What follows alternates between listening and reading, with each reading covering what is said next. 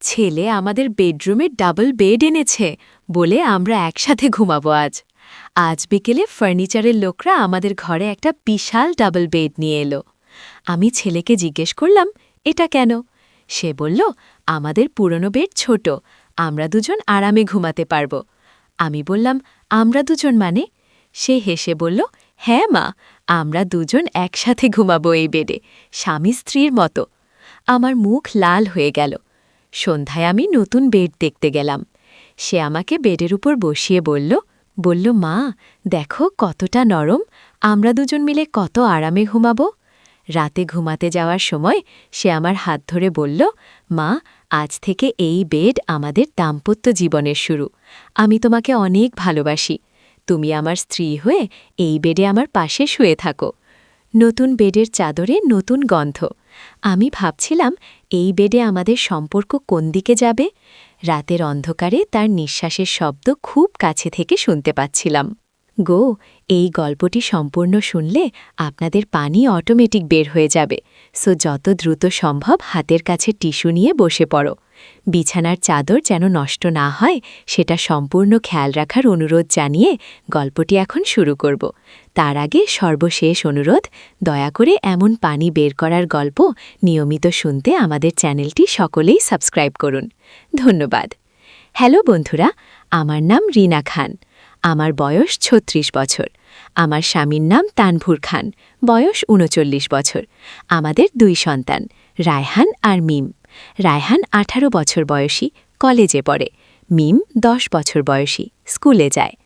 আজকের গল্পটা একেবারে অভূতপূর্বক এবং রহস্যে ভরা। কেউ কখনো এমন গল্প শোনেনি। আমি রিনা, আর আমার জীবনে ঘটে যাওয়া এক অবিশ্বাস্য ঘটনার কথা বলছি। সেদিন রায়হান বলল, মা আমি আমাদের বেডরুমটা একটু পরিবর্তন করতে চাই, নতুন একটা বড বেড আনতে চাই। আমি অবাক হয়ে বললাম, কেন বাবা? আমাদের তো পুরনো বেডই ভালো। সে রহস্যময় হেসে বলল, মা তুমি দেখবে এই বেডটা আমাদের পরিবারের জন্য খুবই বিশেষ হবে।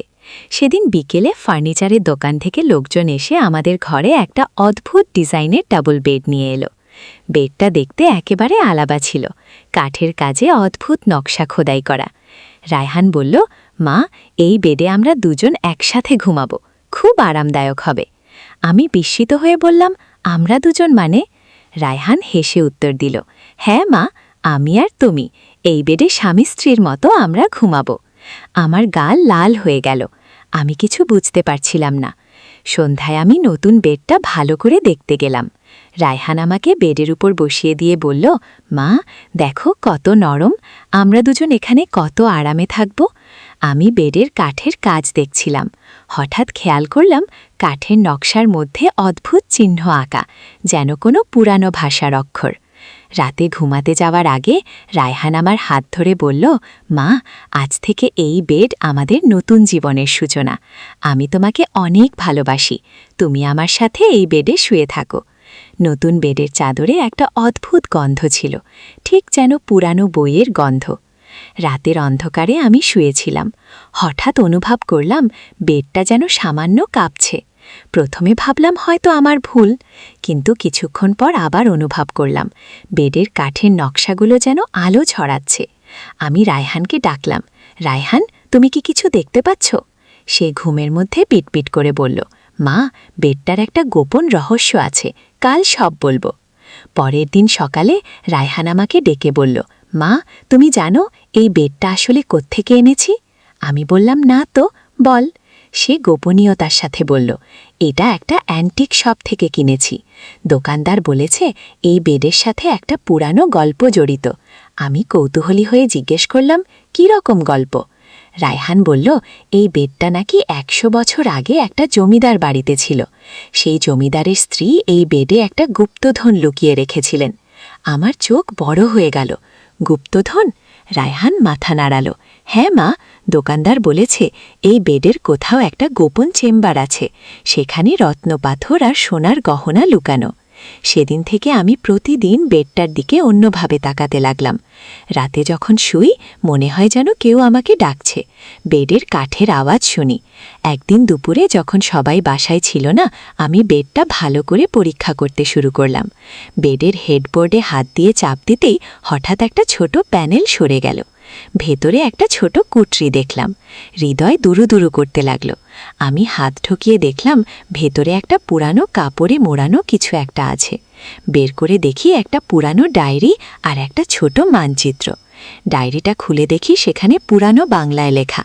আমি কোনো মতে পড়তে পারলাম। সেখানে লেখা ছিল, যে ব্যক্তি এই বেডের রহস্য উদ্ঘাটন করবে সে পাবে অবিশ্বাস্য ধন সম্পদ। কিন্তু সাবধান, এই ধনের সাথে জড়িত আছে একটা অভিশাপ। আমার গা ছমছম করে উঠল, কিন্তু কৌতূহল আরও বেড়ে গেল।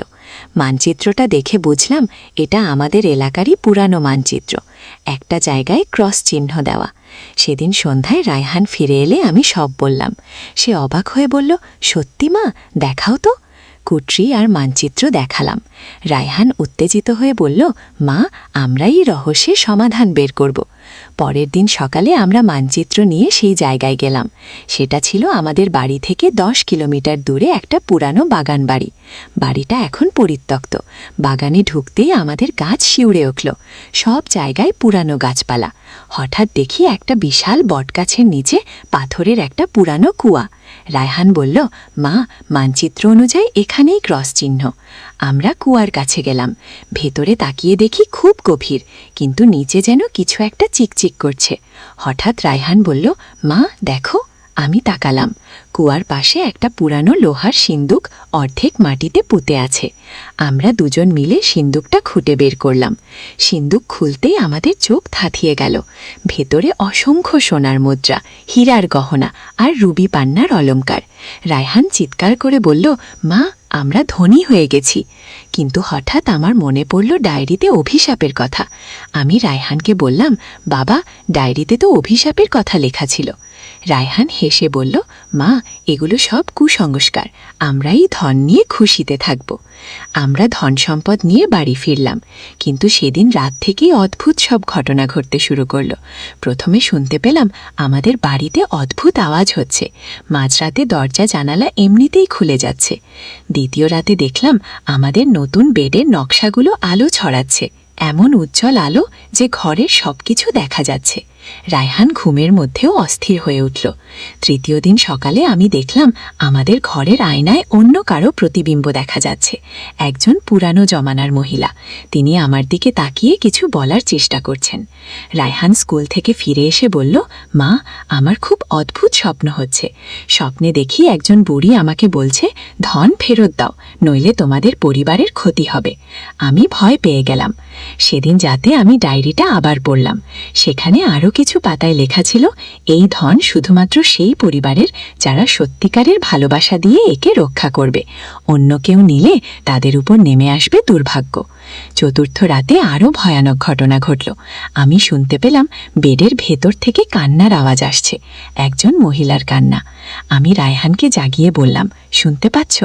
সেও শুনতে পেল। রায়হান বলল, মা, আমি মনে করি আমাদের এই ধন ফেরত দেওয়া উচিত। আমিও একমত হলাম। পরের দিন আমরা সব ধন সম্পদ নিয়ে আবার সেই পুরানো বাগান বাড়িতে গেলাম।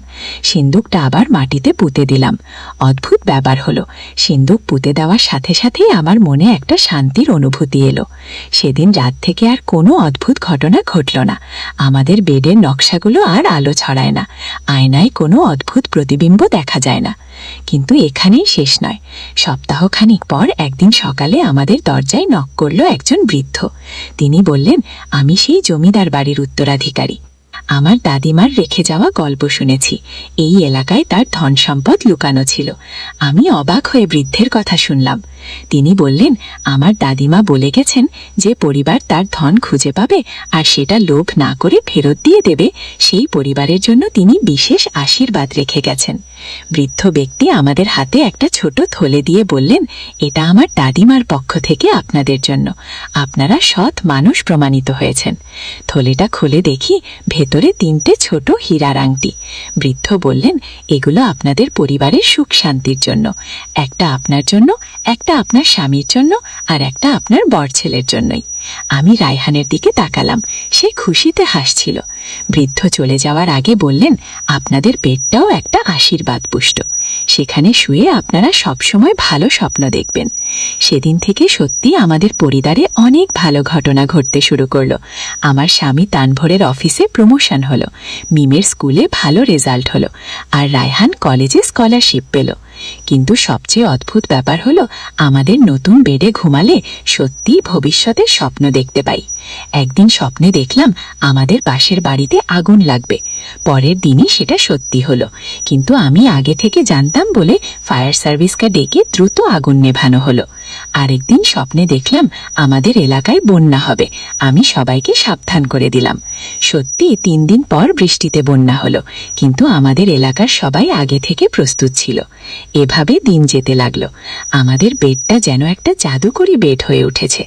রায়হান বলল, মা, আমি বুঝতে পারছি এই বেডটা শুধু ঘুমানোর জন্য নয়, এটা আমাদের পরিবারের ভবিষ্যৎ রক্ষা করার জন্যই। একদিন রাতে স্বপ্নে দেখলাম আমাদের পরিবারে একটা বড় বিপদ আসবে, কিন্তু সেই বিপদ থেকে আমরা চিত্রকর্ম আঁকা আর মাঝখানে একটা পাথরের মঞ্চ। রায়হান বলল, মা, এখানে যেন কোনো পুরানো মন্দির বা উপাসনাগার ছিল। আমি পাথরের মঞ্চের কাছে গেলাম। সেখানে একটা পুরানো বই রাখা। বইটা খুলে দেখি সেখানে অদ্ভুত সব ছবি আর লেখা। হঠাৎ গুহার ভেতরে একটা কণ্ঠস্বর ভেসে এলো, তোমরা এখানে কেন এসেছ? আমরা দুজনে ভয় পেয়ে গেলাম, কিন্তু কাউকে দেখতে পেলাম না। আমি কাপা গলায় বললাম, আমরা ভুল করে এসেছি, আমরা চলে যাচ্ছি।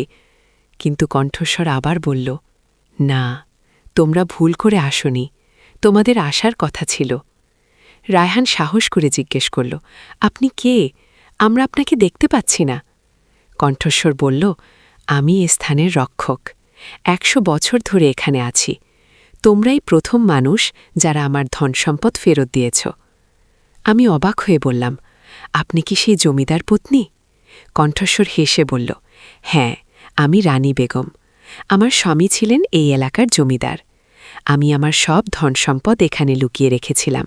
রানী বেগমের আত্মা আমাদের বলল, তোমরা সৎ মানুষ বলে আমি তোমাদের একটা বিশেষ উপহার দিতে চাই। এই গুহায় আছে জ্ঞানের ভাণ্ডার। যে কেউ এই বই পড়বে সে ভবিষ্যৎ দেখতে পাবে। আমি উত্তেজিত হয়ে বললাম, সত্যি? তাহলে আমি যে স্বপ্ন দেখি সেগুলো? রানী বেগম বললেন, হ্যাঁ, তোমার বেডের আশীর্বাদে তুমি ভবিষ্যৎ দেখতে পাচ্ছ। এই ক্ষমতা তুমি ভালো কাজে ব্যবহার করবে। তিনি আমাদের গুহার দেয়ালের চিত্রকর্মগুলো দেখালেন। এগুলো আমার জীবনের গল্প। আমি আমার স্বামীর সাথে অনেক অ্যাডভেঞ্চার করেছি, বিভিন্ন দেশ ভ্রমণ করেছি, এই এলাকার মানুষদের সেবা করেছি। একটা চিত্রে দেখলাম রানী বেগম একটা জাহাজে করে সমুদ্র পাড়ি দিচ্ছেন, আরেকটাতে তিনি একটা পাহাড়ের চূড়ায় দাঁড়িয়ে আছেন। সবগুলো চিত্রই অ্যাডভেঞ্চারে ভরপুর। রানী বেগম বললেন, আমি চাই তোমরাও আমার মতো অ্যাডভেঞ্চার করো, কিন্তু সেটা হবে এই আধুনিক যুগের মতো করে। তিনি আমাদের একটা পুরানো মানচিত্র দিলেন। এই মানচিত্রে আমার লুকানো আরও কয়েকটা গুপ্তস্থানের ঠিকানা আছে, সেগুলো খুঁজে বের করো। আমি মানচিত্রটা দেখে অবাক হলাম। এতে আমাদের জেলার বিভিন্ন জায়গায় ক্রস চিহ্ন দেওয়া। রায়হান উৎসাহিত হয়ে বলল, মা, আমরা এক এক করে সব জায়গায় যাব। রানী বেগমের আত্মা বলল, কিন্তু মনে রেখো, প্রতিটা জায়গায় একটা করে চ্যালেঞ্জ আছে। সেই চ্যালেঞ্জ পার করতে পারলেই তোমরা পরবর্তী স্থানের সন্ধান পাবে। আমরা গুহা থেকে বের হয়ে বাড়ি ফিরলাম। সেদিন রাতে আমি তানবীরকে সবকিছু বললাম। সে প্রথমে বিশ্বাস করল না, কিন্তু আমি যখন ভবিষ্যতের স্বপ্নের কথা বললাম তখন সে মেনে নিল। পরের সপ্তাহে আমরা পুরো পরিবার নিয়ে প্রথম গন্তব্যে রওনা দিলাম। মানচিত্র অনুযায়ী সেটা ছিল আমাদের জেলার একটা পুরানো দুর্গ। দুর্গে পৌঁছে দেখলাম সেখানে একটা বিশাল ফটক। ফটকে লেখা যে সত্যিকারের পরিবার তারাই এই দুর্গে প্রবেশ করতে পারবে। আমরা ফটকের কাছে গেলেই সেটা এমনিতেই খুলে গেল। দুর্গের ভেতরে ঢুকে দেখলাম অনেকগুলো কক্ষ। প্রতিটা কক্ষে আলাদা আলাদা ধাঁধা। প্রথম কক্ষে একটা পাজেল, সেটা মিলিয়ে আমাদের পরবর্তী কক্ষে যেতে হবে। আমরা পরিবার মিলে পাজেলটা সমাধান করলাম। দ্বিতীয় কক্ষে ছিল একটা গণিতের সমস্যা। মিম খুব ভালো গণিত পারে, সে সেটা সমাধান করল। তৃতীয় কক্ষে ছিল একটা সঙ্গীতের ধাঁধা। তানবীর গান জানে, সে সেটা সমাধান করল। চতুর্থ কক্ষে ছিল একটা রং মেশানোর খেলা। রায়হান সেটা সমাধান করল। সব ধাঁধা সমাধান করার পর আমরা দুর্গের মূল কক্ষে পৌঁছালাম। সেখানে দেখলাম একটা সুন্দর সিংহাসন। সিংহাসনের ওপর একটা সোনের মুকুট রাখা। হঠাৎ রানী বেগমের কণ্ঠস্বর শোনা গেল। তোমরা প্রমাণ করেছ যে তোমরা একটা সত্যিকারের পরিবার। এই মুকুট তোমাদের পরিবারের সুখের প্রতীক। আমি মুকুটটা তুলে নিলাম। সাথে সাথে পুরো দুর্গে একটা উজ্জ্বল আলো ছড়িয়ে পড়ল। মুকুট হাতে নেওয়ার সাথে সাথে আমি অনুভব করলাম আমার ভেতরে একটা নতুন শক্তি এসেছে। রানী বেগম বললেন, এই মুকুট তোমাদের পরিবারকে সব বিপদ থেকে রক্ষা করবে, আর তোমার স্বপ্ন দেখার ক্ষমতা আরও বেড়ে যাবে। আমরা দুর্গ থেকে বের হয়ে বাড়ি ফিরলাম। সেদিন রাত থেকে আমি আরও স্পষ্ট স্বপ্ন দেখতে শুরু করলাম। এক রাতে স্বপ্নে দেখলাম আমাদের এলাকায় একটা বড় ভূমিকম্প হবে। আমি সবাইকে সাবধান করে দিলাম। সত্যি, সপ্তাহখানেক পর ভূমিকম্প হলো, কিন্তু আমাদের এলাকার সবাই নিরাপদ ছিল, কারণ আমি আগে থেকেই সবাইকে প্রস্তুত থাকতে বলেছিলাম। এভাবে আমাদের পরিবার এলাকার মানুষদের জন্য একটা আশীর্বাদ হয়ে উঠল। আমার স্বপ্নের মাধ্যমে আমি বিপদের আগাম সংবাদ দিতে পারি, আর আমাদের পরিবারের সবাই মিলে সেই বিপদ মোকাবেলা করি। মানচিত্রে আরও দুটো জায়গার ঠিকানা ছিল। দ্বিতীয় জায়গাটা ছিল একটা পুরানো গির্জা। সেখানে গিয়ে আমরা পেলাম একটা জাদুর বই। বইটায় লেখা ছিল বিভিন্ন রোগের চিকিৎসা। আমি সেই বই পড়ে আমাদের এলাকার অসুস্থ মানুষদের সেবা করতে শুরু করলাম। অদ্ভুত ব্যাপার হলো, বইয়ের নির্দেশ মতো ভেষজ ওষুধ বানিয়ে দিলে সত্যিই মানুষ ভালো হয়ে যায়। তৃতীয় জায়গাটা ছিল একটা পুরানো পাহাড়ের চূড়ায়। সেখানে গিয়ে আমরা পেলাম একটা দুর্ভিক্ষণ যন্ত্র। এই যন্ত্র দিয়ে অনেক দূরের জিনিস দেখা যায়, এমনকি অন্য গ্রামে কি ঘটছে সেটাও দেখা যায়। রায়হান এই দুর্ভিক্ষণ যন্ত্র ব্যবহার করে বিভিন্ন জায়গায় খোঁজ খবর নিতে শুরু করল। একদিন সে দেখল পাশের গ্রামে একটা শিশু হারিয়ে গেছে। আমরা সেই শিশুকে খুঁজে বের করতে সাহায্য করলাম। এভাবে আমাদের পরিবার ধীরে ধীরে এলাকার সবার কাছে বিশেষ হয়ে উঠল। মানুষ আমাদের কাছে সাহায্যের জন্য আসতে শুরু করল। কিন্তু একদিন আমি স্বপ্নে দেখলাম আমাদের পরিবারে একটা বড় পরীক্ষা আসবে, এমন একটা সমস্যা যেটা আমাদের সবার একসাথে মিলে সমাধান করতে হবে। স্বপ্নে দেখলাম আমাদের এলাকায় একটা বিরাট ঝড় আসবে। সেই ঝড়ে সবার ঘরবাড়ি ভেঙে যাবে, কিন্তু আমাদের কাছে যে জাদুকরি জিনিসগুলো আছে সেগুলো দিয়ে আমরা সবাইকে রক্ষা করতে পারবো। আমি পরিবারের সবাইকে স্বপ্নের কথা বললাম। তানভীর বলল, তাহলে আমাদের প্রস্তুতি নিতে হবে। মিম বলল, মা, আমরা সবাইকে সাহায্য করব। রায়হান বলল, আমি দুর্ভিক্ষণ যন্ত্র দিয়ে ঝড়ের গতিপথ দেখব। 3 দিন পর সত্যিই একটা ভয়ানক ঝড় এলো, কিন্তু আমরা আগে থেকেই সবাইকে নিরাপদ জায়গায় সরিয়ে নিয়ে গিয়েছিলাম। আমাদের মুকুটের শক্তিতে আমরা একটা সুরক্ষা ঢাল তৈরি করলাম, যেটা আমাদের এলাকাকে রক্ষা করল। ঝড়ের পর সবাই আমাদের ধন্যবাদ দিল, কিন্তু আমরা জানতাম এটা সব রানী বেগমের আশীর্বাদ। একদিন রানী বেগমের আত্মা আবার আমাদের সাথে কথা বলল। তিনি বললেন, তোমরা প্রমাণ করেছ যে তোমরা আমার যোগ্য উত্তরাধিকারী। এখন আমি শান্তিতে পরলোকে চলে যেতে পারবো। আমি বললাম, আপনি চলে গেলে আমরা কি করব? রানী বেগম হেসে বললেন, তোমাদের কাছে এখন সব ক্ষমতা আছে। তোমরা এই এলাকার মানুষদের সেবা করে যাও, আর মনে রেখো, সত্যিকারের শক্তি হলো ভালোবাসা আর একসাথে থাকা। সেদিনের পর থেকে আমরা আর রানী বেগমের কণ্ঠস্বর শুনিনি, কিন্তু আমাদের জাদুকরি বেড, মুকুট, বই আর দুর্ভিক্ষণ যন্ত্র সবকিছুই কাজ করতে থাকলো। আমি এখন নিয়মিত স্বপ্ন দেখে মানুষদের বিপদের আগাম সতর্কতা দিই। রায়হান দুর্ভিক্ষণ যন্ত্র দিয়ে হারিয়ে যাওয়া জিনিস খুঁজে দেয়।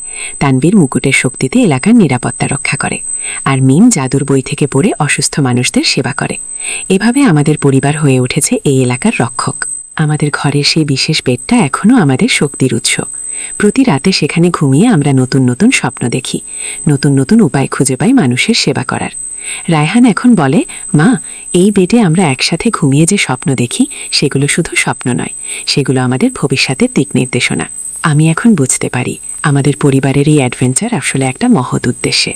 আমরা শুধু নিজেদের জন্য নয়, পুরো এলাকার মানুষের জন্য কাজ করছি। এখনও প্রতি রাতে আমি সেই বিশেষ বেডে ঘুমাই, স্বপ্নে দেখি নতুন নতুন অ্যাডভেঞ্চারের কথা, আর সকালে ঘুম থেকে উঠে সেই অ্যাডভেঞ্চার বাস্তবায়ন করি। আমাদের এই গল্প শুনে অনেকে বিশ্বাস নাও করতে পারে, কিন্তু আমি জানি এটা সত্যি। আমাদের সেই বিশেষ বেড, যেটায় আমরা একসাথে ঘুমাই, সেটাই আমাদের সব রহস্যময় অ্যাডভেঞ্চারের শুরু। আজও রাতে ঘুমানোর আগে রায়হান আমার হাত ধরে বলে, মা, আমাদের এই বেডে যে স্বপ্ন আসে সেগুলো দিয়ে আমরা আগামীকাল আরও ভালো কিছু করব। আর আমি হেসে বলি, হ্যাঁ বাবা, আমাদের এই পারিবারিক বন্ধন আর রহস্যময় যাত্রা চলতেই থাকবে। এই গল্পের মাধ্যমে আমি বুঝেছি পরিবারের সবাই মিলে একসাথে থাকলে যে কোনো রহস্য সমাধান করা সম্ভব, আর ভালোবাসা দিয়ে যে কোনো অভিশাপকেও আশীর্বাদে পরিণত করা যায়। আমাদের এই অ্যাডভেঞ্চার এখনও শেষ হয়নি। প্রতিদিন নতুন নতুন রহস্য আর চ্যালেঞ্জের মুখোমুখি হই, কিন্তু আমাদের পরিবারের একতা আর রানী বেগমের আশীর্বাদে আমরা সবকিছু মোকাবেলা করতে পারি। এই গল্পটা শুনে আপনারা নিশ্চয়ই বুঝতে পেরেছেন, আসল রোমাঞ্চ হল পরিবারের সাথে একসাথে অ্যাডভেঞ্চার করা, আর সবচেয়ে বড় ধন সম্পদ হল পরিবারের ভালোবাসা। আমাদের এই রহস্যময় যাত্রা আজও চলমান। প্রতি রাতে আমি আর রায়হান একসাথে সেই বিশেষ বেডে ঘুমিয়ে নতুন স্বপ্ন দেখি, আর পরের দিন সেই স্বপ্ন অনুযায়ী নতুন অ্যাডভেঞ্চারে বের হই। এই গল্পটাই হলো আমাদের পরিবারের সবচেয়ে বড় রহস্যময় অ্যাডভেঞ্চার। একটা সাধারণ বেড থেকে শুরু হয়ে আমাদের জীবন হয়ে উঠেছে একটা অবিশ্বাস্য রূপকথার গল্প। তাওবার পথে একটি সম্পূর্ণ ইসলামিক উপন্যাস। প্রথম পর্ব, শৈশব ও যৌবনের সূচনা। বর্ণনাকারী, ঢাকার পুরাতন অংশে লালবাগের একটি ছোট্ট গলিতে আব্দুল্লাহ মিয়ার বাড়ি। তিনি একজন সৎ ব্যবসায়ী, কাপড়ের দোকান আছে তার। স্ত্রী আয়শা খুবই ধার্মিক মহিলা। তাদের 2 সন্তান, বড় ছেলে ইউসুফ আর মেয়ে ফাতিমা। ইউসুফ যখন 10 বছর বয়সে, তখন সে খুবই ভালো ছেলে ছিল। প্রতিদিন ফজরের নামাজ পড়ত, মাদ্রাসায় যেত, কোরআন শরীফ পড়ত। কিন্তু বয়স বাড়ার সাথে সাথে খারাপ সঙ্গের কারণে তার মধ্যে পরিবর্তন আসতে শুরু করল। আব্দুল্লাহ, ইউসুফ, আজকাল তুমি নামাজ পড়ছ না কেন? ফজরের সময় তোমাকে ডাকলেও ওঠো না। ইউসুফ, আব্বা, আমি খুব ক্লান্ত থাকি, রাতে পড়াশোনা করি বলে। আয়শা, কিন্তু বেটা, নামাজ তো আমাদের জীবনের সবচেয়ে গুরুত্বপূর্ণ বিষয়। আল্লাহ তাআলা বলেছেন নামাজ প্রতিষ্ঠা করব। ইউসুফ, আম্মা, আমি জানি, কিন্তু এখনকার যুগে সবকিছু আগের মতো নেই। আমার বন্ধুরাও এসব নিয়ে খুব একটা ভাবে না। বর্ণনাকারী, আব্দুল্লাহ আর আয়শার মন খারাপ হয়ে গেল। তারা বুঝতে পারছিলেন যে তাদের ছেলে ভুল পথে যাচ্ছে, কিন্তু কিভাবে তাকে বোঝাবেন তা তারা বুঝতে পারছিলেন না। ইউসুফ এখন কলেজে পড়ে। সেখানে তার সাথে হাসান নামে এক বন্ধুর খুব ভাব হয়েছে। হাসান ধার্মিক পরিবারের ছেলে হলেও সে ধর্মের ব্যাপারে উদাসীন, বরং সে নানা রকম খারাপ কাজে জড়িত। হাসান, ইউসুফ, আজ রাতে আমাদের সাথে আয়, একটা পার্টি আছে, অনেক মজা হবে। ইউসুফ, কি রকম পার্টি? হাসান, আরে বন্ধুদের সাথে গান বাজনা আড্ডা, জীবনটা একটু এনজয় করতে হবে তো, সবসময় তো আর নামাজ কালাম নিয়ে থাকা যায় না। ইউসুফ, কিন্তু আমার বাবা মা। হাসান, তোর বাবা মা কি বলবে? তুই তো আর ছোট বাচ্চা নেই, নিজের জীবনের সিদ্ধান্ত নিজেকেই নিতে হবে। বর্ণনাকারী, ইউসুফের মনে দ্বন্দ্ব চলতে থাকল। একদিকে তার বিবেক তাকে বলছে এটা ঠিক নয়, অন্যদিকে বন্ধুর চাপ আর যুবক বয়সের আবেগ তাকে টানছে অন্যদিকে। সেদিন রাতেই ইউসুফ বাবা মাকে মিথ্যে বলে বাইরে গেল। বলল যে লাইব্রেরিতে পড়তে যাচ্ছে, কিন্তু গেল হাসানের সাথে সেই পার্টিতে গিয়ে দেখল সেখানে অনেক ছেলেমেয়ে আছে, গান বাজনা চলছে, কেউ কেউ ধূমপান করছে।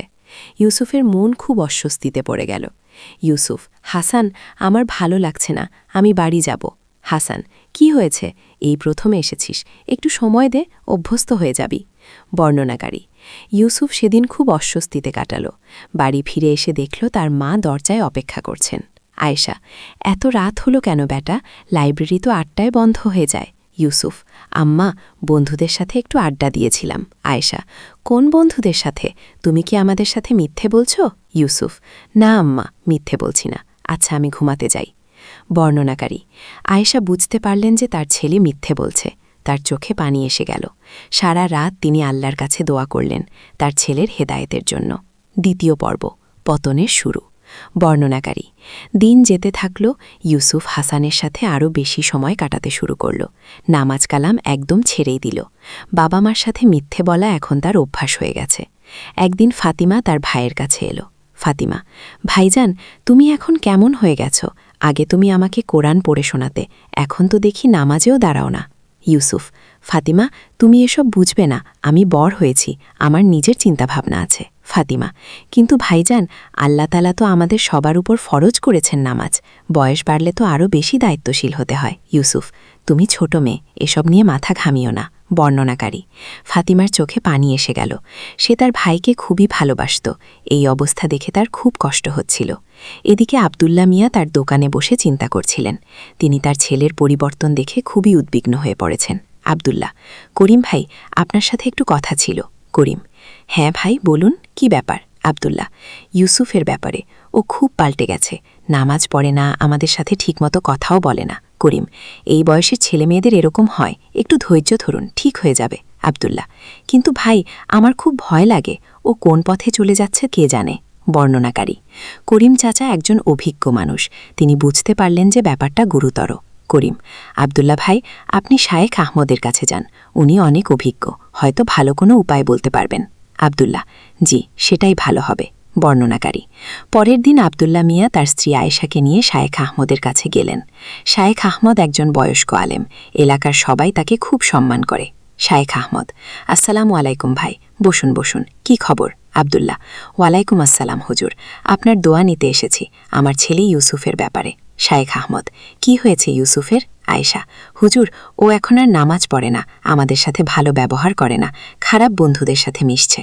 শায়েখ আহমদ: এটা একটা গুরুতর সমস্যা, কিন্তু ঘাবড়াবেন না, আল্লাহ তাআলা রহমান ও রহিম, তিনি চাইলে যে কোনো অবস্থা পরিবর্তন করতে পারেন।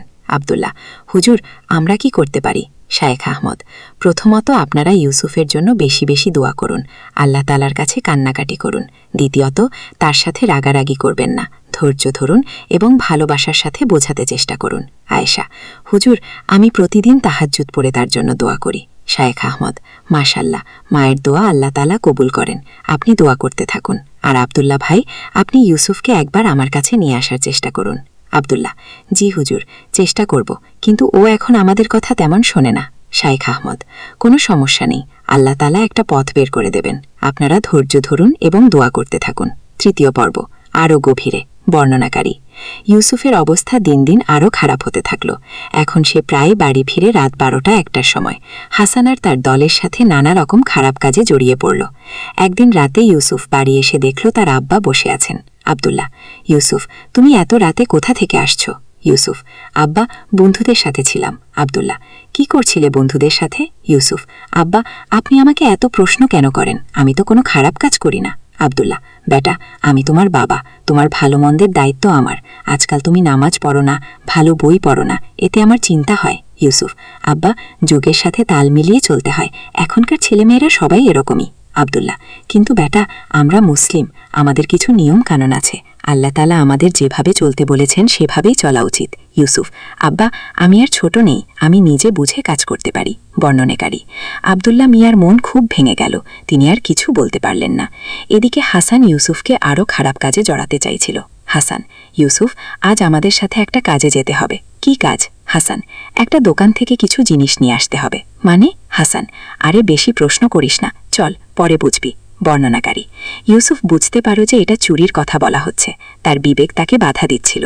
ইউসুফ: হাসান, এটা তো চুরি, আমি এসব করতে পারবো না। হাসান: তুই এখনও ছোটদের মতো ভাবিস, জীবনে এগিয়ে যেতে হলে এসব করতেই হয়, তাছাড়া এটা বড় কোনো ব্যাপার না। ইউসুফ: কিন্তু হাসান, কিন্তু কিছু নেই, তুই আমার সাথে আসবি নাকি? বর্ণনাকারী: ইউসুফের মন দোটানায় পড়ে গেল, একদিকে বন্ধুত্বের চাপ, অন্যদিকে বিবেকের আওয়াজ। ইউসুফ: ঠিক আছে, যাব, কিন্তু আমি কোনো বট কাজ করব না। হাসান: হ্যাঁ, তুই শুধু পাহারা দিবি। বর্ণনাকারী: সেদিন রাতে ইউসুফ হাসানদের সাথে গেল, তারা একটা মোবাইলের দোকানে চুরি করল। ইউসুফ বাইরে দাঁড়িয়ে পাহারা দিয়েছিল। চুরির ঘটনা শেষ হওয়ার পর ইউসুফের মন খুবই খারাপ লাগছিল, সে অনুভব করছিল যে সে একটা ভুল কাজ করেছে। বাড়ি ফিরে এসে সে দেখল তার মা নামাজের পর দোয়া করছেন। আয়েশা: হে আল্লাহ, আমার ছেলে ইউসুফকে হেদায়েত দিন, তাকে সঠিক পথে ফিরিয়ে আনুন, আমি জানি আপনি সব পারেন। বর্ণনাকারী: ইউসুফ মায়ের এই দোয়া শুনে খুবই অস্বস্তি বোধ করল, তার মনে একটা অপরাধ বোধ কাজ করতে শুরু করল। চতুর্থ পর্ব, সংকটের শিখর। বর্ণনাকারী: ইউসুফের খারাপ কাজের পরিমাণ দিন দিন বাড়তে থাকল।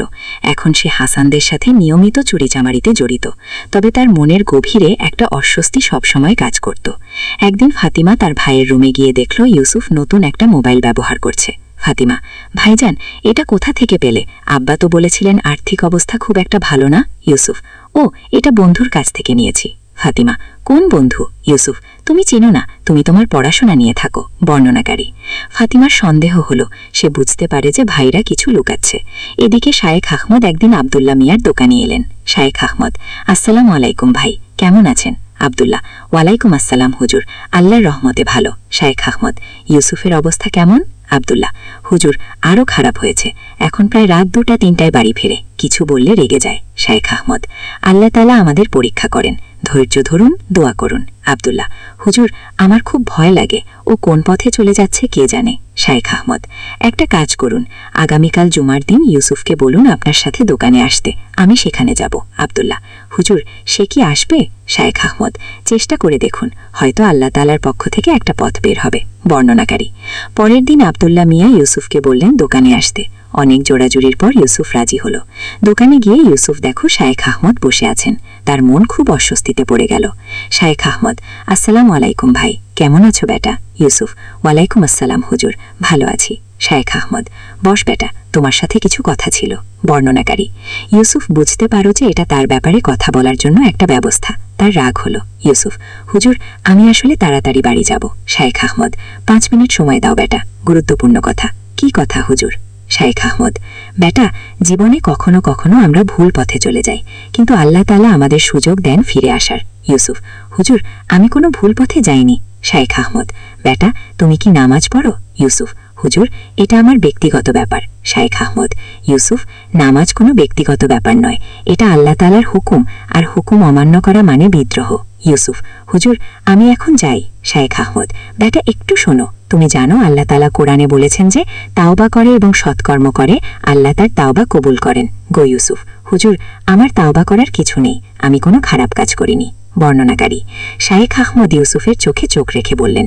শায়েখ আহমদ: ইউসুফ, মিথ্যে বলা কিন্তু বড় গুনাহ, আর নিজেকে ধোঁকা দেওয়া আরও বড় বিপদ। ইউসুফ: আমি মিথ্যে বলছি না আব্বা, আমি বাড়ি যাচ্ছি। বর্ণনাকারী: ইউসুফ সেদিন রেগে গিয়ে দোকান থেকে চলে গেল। আব্দুল্লাহ মিয়ার খুব লজ্জা লাগলো। আব্দুল্লাহ: হুজুর, দুঃখিত, ও এখন খুবই জেদি হয়ে গেছে। শায়েখ আহমদ: কোনো সমস্যা নেই ভাই, আল্লাহ তাআলা তার কাজ নিজেই করবেন, আপনারা দোয়া করতে থাকুন। বর্ণনাকারী: সেদিন রাতে ইউসুফ আরও রেগেছিল। সে হাসানকে ফোন করল। ইউসুফ: হাসান, আজ রাতে কোনো কাজ আছে? হাসান: হ্যাঁ, একটা বড় কাজ আছে, অনেক টাকার ব্যাপার। ইউসুফ: কিরকম কাজ? হাসান: একটা জুয়েলারির দোকানে কাজ আছে, তুই আসবি? ইউসুফ: হ্যাঁ, আস, আজ আমার খুব রাগ হয়েছে। বর্ণনাকারী: সেদিন রাতে ইউসুফ হাসানদের সাথে গিয়ে একটা বড় চুরির ঘটনায় জড়িয়ে পড়ল। তারা একটা সোনার দোকান থেকে অনেক দামি জিনিস চুরি করল।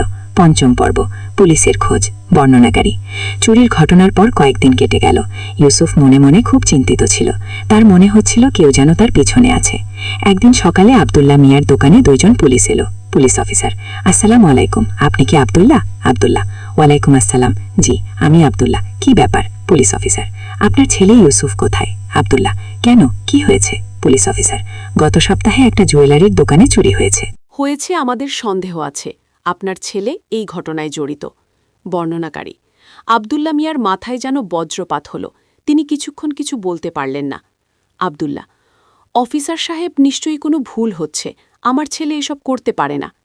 পুলিশ অফিসার: আমরা আশা করি তাই, কিন্তু তাকে আমাদের সাথে আসতে হবে জিজ্ঞাসাবাদের জন্য। আব্দুল্লাহ: ও এখন বাড়িতে নেই, কলেজে গেছে। পুলিশ অফিসার: ঠিক আছে, আজ সন্ধ্যার মধ্যে থানায় হাজির করবেন। বর্ণনাকারী: পুলিশ চলে যাওয়ার পর আব্দুল্লাহ মিয়া দোকান বন্ধ করে দিয়ে বাড়ি চলে গেলেন। গিয়ে দেখেন আয়েশা নামাজ পড়ছেন।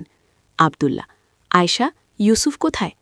আয়েশা: সকালে বের হয়েছে, বলেছে কলেজে যাবে। কি হয়েছে, তোমাকে খুব চিন্তিত দেখাচ্ছে। আব্দুল্লাহ: আজ পুলিশ এসেছিল ইউসুফের ব্যাপারে। আয়েশা: কি, পুলিশ কেন? আব্দুল্লাহ: বলছে কোনো চুরির ঘটনায় নাকি জড়িত। বর্ণনাকারী: আয়েশার হাত থেকে তসবিহ পড়ে গেল, তিনি মুখ থেকে কাঁচতে শুরু করলেন। আয়েশা: না, আল্লাহ, আমার ছেলে, আমি জানতাম এই দিন আসবে। আব্দুল্লাহ: ঘাবড়াবে না, হয়তো কোনো ভুল বোঝাবুঝি। আয়েশা: না, আমি বুঝতে পারছিলাম ওর এত টাকা কোথা থেকে আসত, নতুন নতুন জিনিস কিন্তু কিভাবে। বর্ণনাকারী: এদিকে ইউসুফ হাসানদের সাথে আড্ডা দিচ্ছিল। হঠাৎ তার ফোন বাজেল। ফাতিমার কল। ফাতিমা: ভাইয়া, তুমি এখনই বাড়ি এসো, জরুরি। ইউসুফ: কি? ফাতিমা: তোমার ব্যাপারে পুলিশ এসেছিল, আব্বা আম্মা খুব চিন্তিত। বর্ণনাকারী: ইউসুফের মুখ ফ্যাকাশে হয়ে গেল, সে বুঝতে পারে যে সব ফাঁস হয়ে গেছে। ইউসুফ: হাসান, আমাকে এখনই যেতে হবে। হাসান: কি হয়েছে? ইউসুফ: পুলিশ আমার খোঁজ করছে। হাসান: কি? তাহলে তো আমাদের সবার বিপদ। ইউসুফ: আমি এখন কি করব? হাসান: পালিয়ে যা, কয়েকদিন লুকিয়ে থাক। ইউসুফ: না, আমি বাড়ি যাব। হাসান: পাগল হয়েছিস, পুলিশ তোকে ধরবে। বর্ণনাকারী: ইউসুফ খুব দ্বিধায় পড়ে গেল, একদিকে পালিয়ে যাওয়ার চিন্তা, অন্যদিকে বাবা মায়ের কথা। ষষ্ঠ পর্ব, ফেরার প্রস্তুতি। বর্ণনাকারী ইউসুফ শেষ পর্যন্ত বাড়ি যাওয়ার সিদ্ধান্ত নিল। বাড়িতে পৌঁছে দেখো তার বাবা মা বসে আছে, দুজনের চোখেই পানি। ইউসুফ: আসসালামু আলাইকুম। আয়েশা: তুই এসে গেছিস বেটা।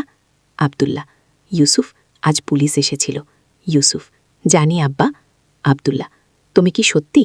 বর্ণনাকারী: ইউসুফ কিছুক্ষণ চুপ থাকো, তারপর মাথা নিচু করে বলল। ইউসুফ, আব্বা, আমি খুব বড় ভুল করেছি। আয়েশা, হায় আল্লাহ, আমার ছেলে। ইউসুফ, আম্মা, আমি আপনাদের লজ্জা ফেলেছি, আমি জানি আমার কোনো মাফ নেই। আব্দুল্লাহ, কি করেছিস তুই? ইউসুফ, আব্বা, আমি চুরি করেছি অনেকবার, হাসান আর তার দলের সাথে। বর্ণনাকারী, আব্দুল্লাহ মিয়া তার মাথায় হাত দিয়ে বসে পড়লেন। আয়েশা কাঁদতে থাকলেন। আব্দুল্লাহ, তুই আমাদের এত বড় ধোঁকা দিলি? ইউসুফ, আব্বা, আমি জানি আমি খুব খারাপ কাজ করেছি, কিন্তু এখন আমি বুঝতে পারছি। আয়েশা, বুঝতে পারছিস মানে? এতদিন কি করছিলি? ইউসুফ, আম্মা, আমি ভেবেছিলাম এসব কোনো বড় ব্যাপার না, কিন্তু আজ যখন পুলিশের কথা শুনলাম তখন বুঝলাম আমি কত বড় ভুল করেছি। আব্দুল্লাহ, ইউসুফ, এখন কি করবি? ইউসুফ, আব্বা, আমি পুলিশের কাছে যাব, সব স্বীকার করব। আব্দুল্লাহ, তুই জানিস এতে তোর জেল হতে পারে? ইউসুফ, জানি আব্বা, কিন্তু এটাই ঠিক, আমি আর মিথ্যার আশ্রয় নিতে চাই না। বর্ণনাকারী, আয়েশা তার ছেলের কাছে এসে তার মাথায় হাত রাখলেন। আয়েশা, বেটা, তুই যদি সত্যি মন থেকে তাওবা কর, আল্লাহ তাআলা তোকে মাফ করে দেবেন। ইউসুফ, আম্মা, আমি তাওবা করতে চাই, কিন্তু জানি না কিভাবে। আব্দুল্লাহ, চল আমরা শায়েখ আহমদের কাছে যাই। ইউসুফ, হুজুরের কাছে?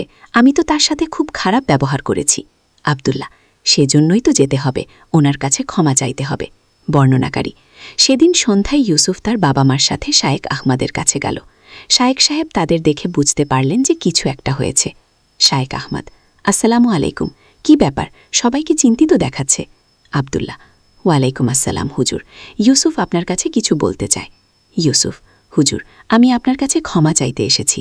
শায়েখ আহমদ, কিসের জন্য বেটা? ইউসুফ, সেদিন আপনার সাথে যে খারাপ ব্যবহার করেছিলাম, আর আমি অনেক খারাপ কাজ করেছি। শায়েখ আহমদ, বস বেটা, সব খুলে বল। বর্ণনাকারী, ইউসুফ সব কিছু খুলে বলল, চুরির কথা, হাসানদের সাথে মেশার কথা, বাবা মার সাথে মিথ্যা বলার কথা।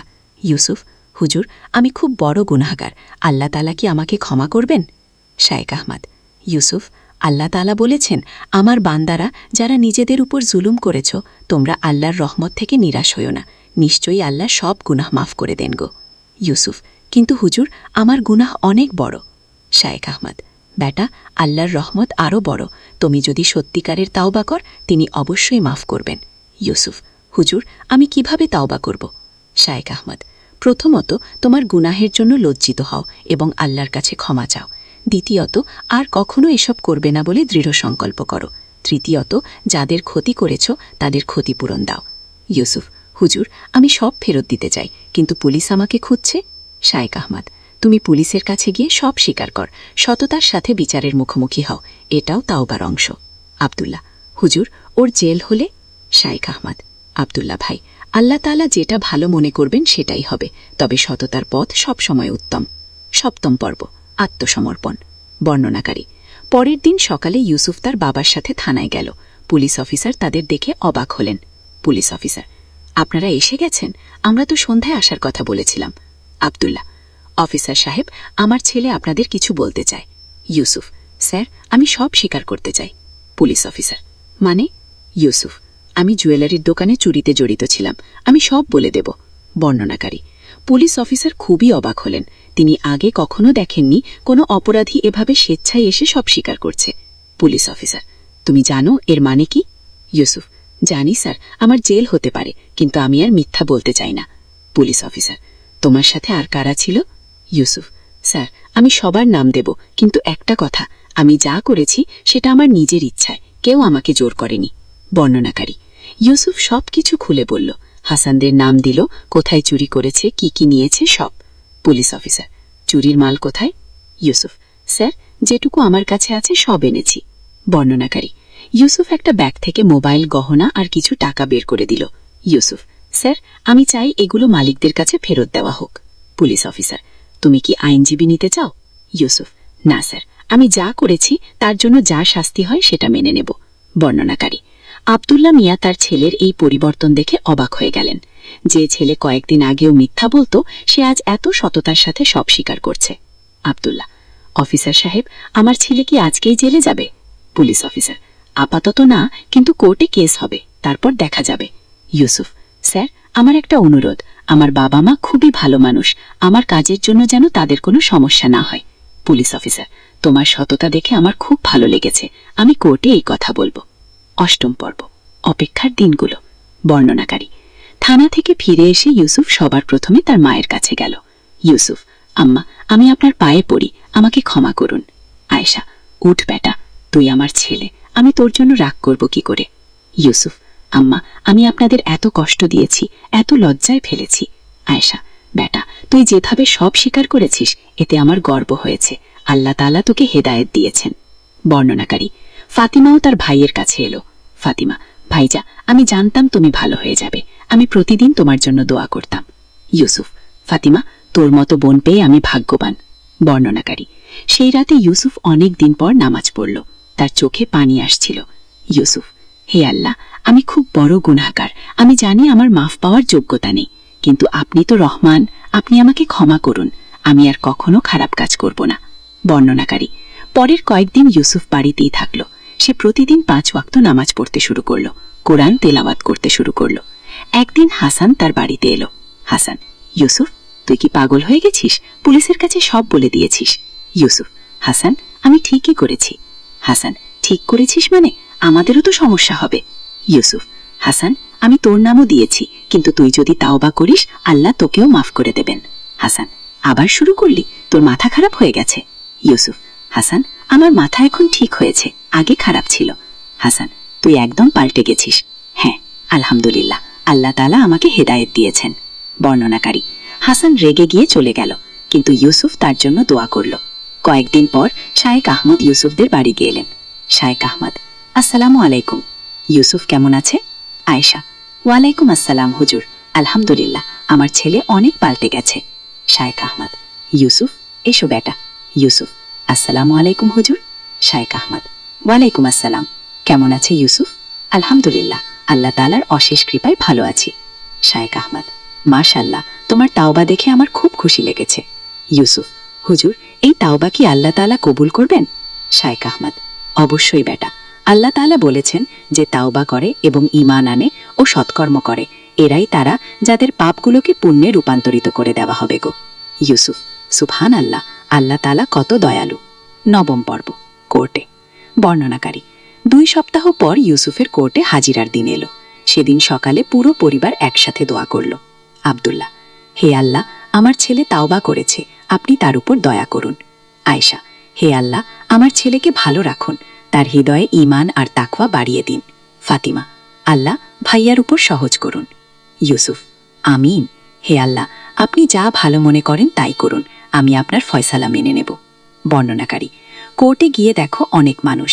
ইউসুফের বুক ধরফর করছিল, কিন্তু সে মনে মনে আল্লাহর নাম জপ করছিল। বিচারক, ইউসুফ, তুমি কি স্বীকার করো যে তুমি চুরির সাথে জড়িত ছিলে? ইউসুফ, জি হুজুর, আমি সব স্বীকার করি। বিচারক, তুমি জানো এর শাস্তি কি?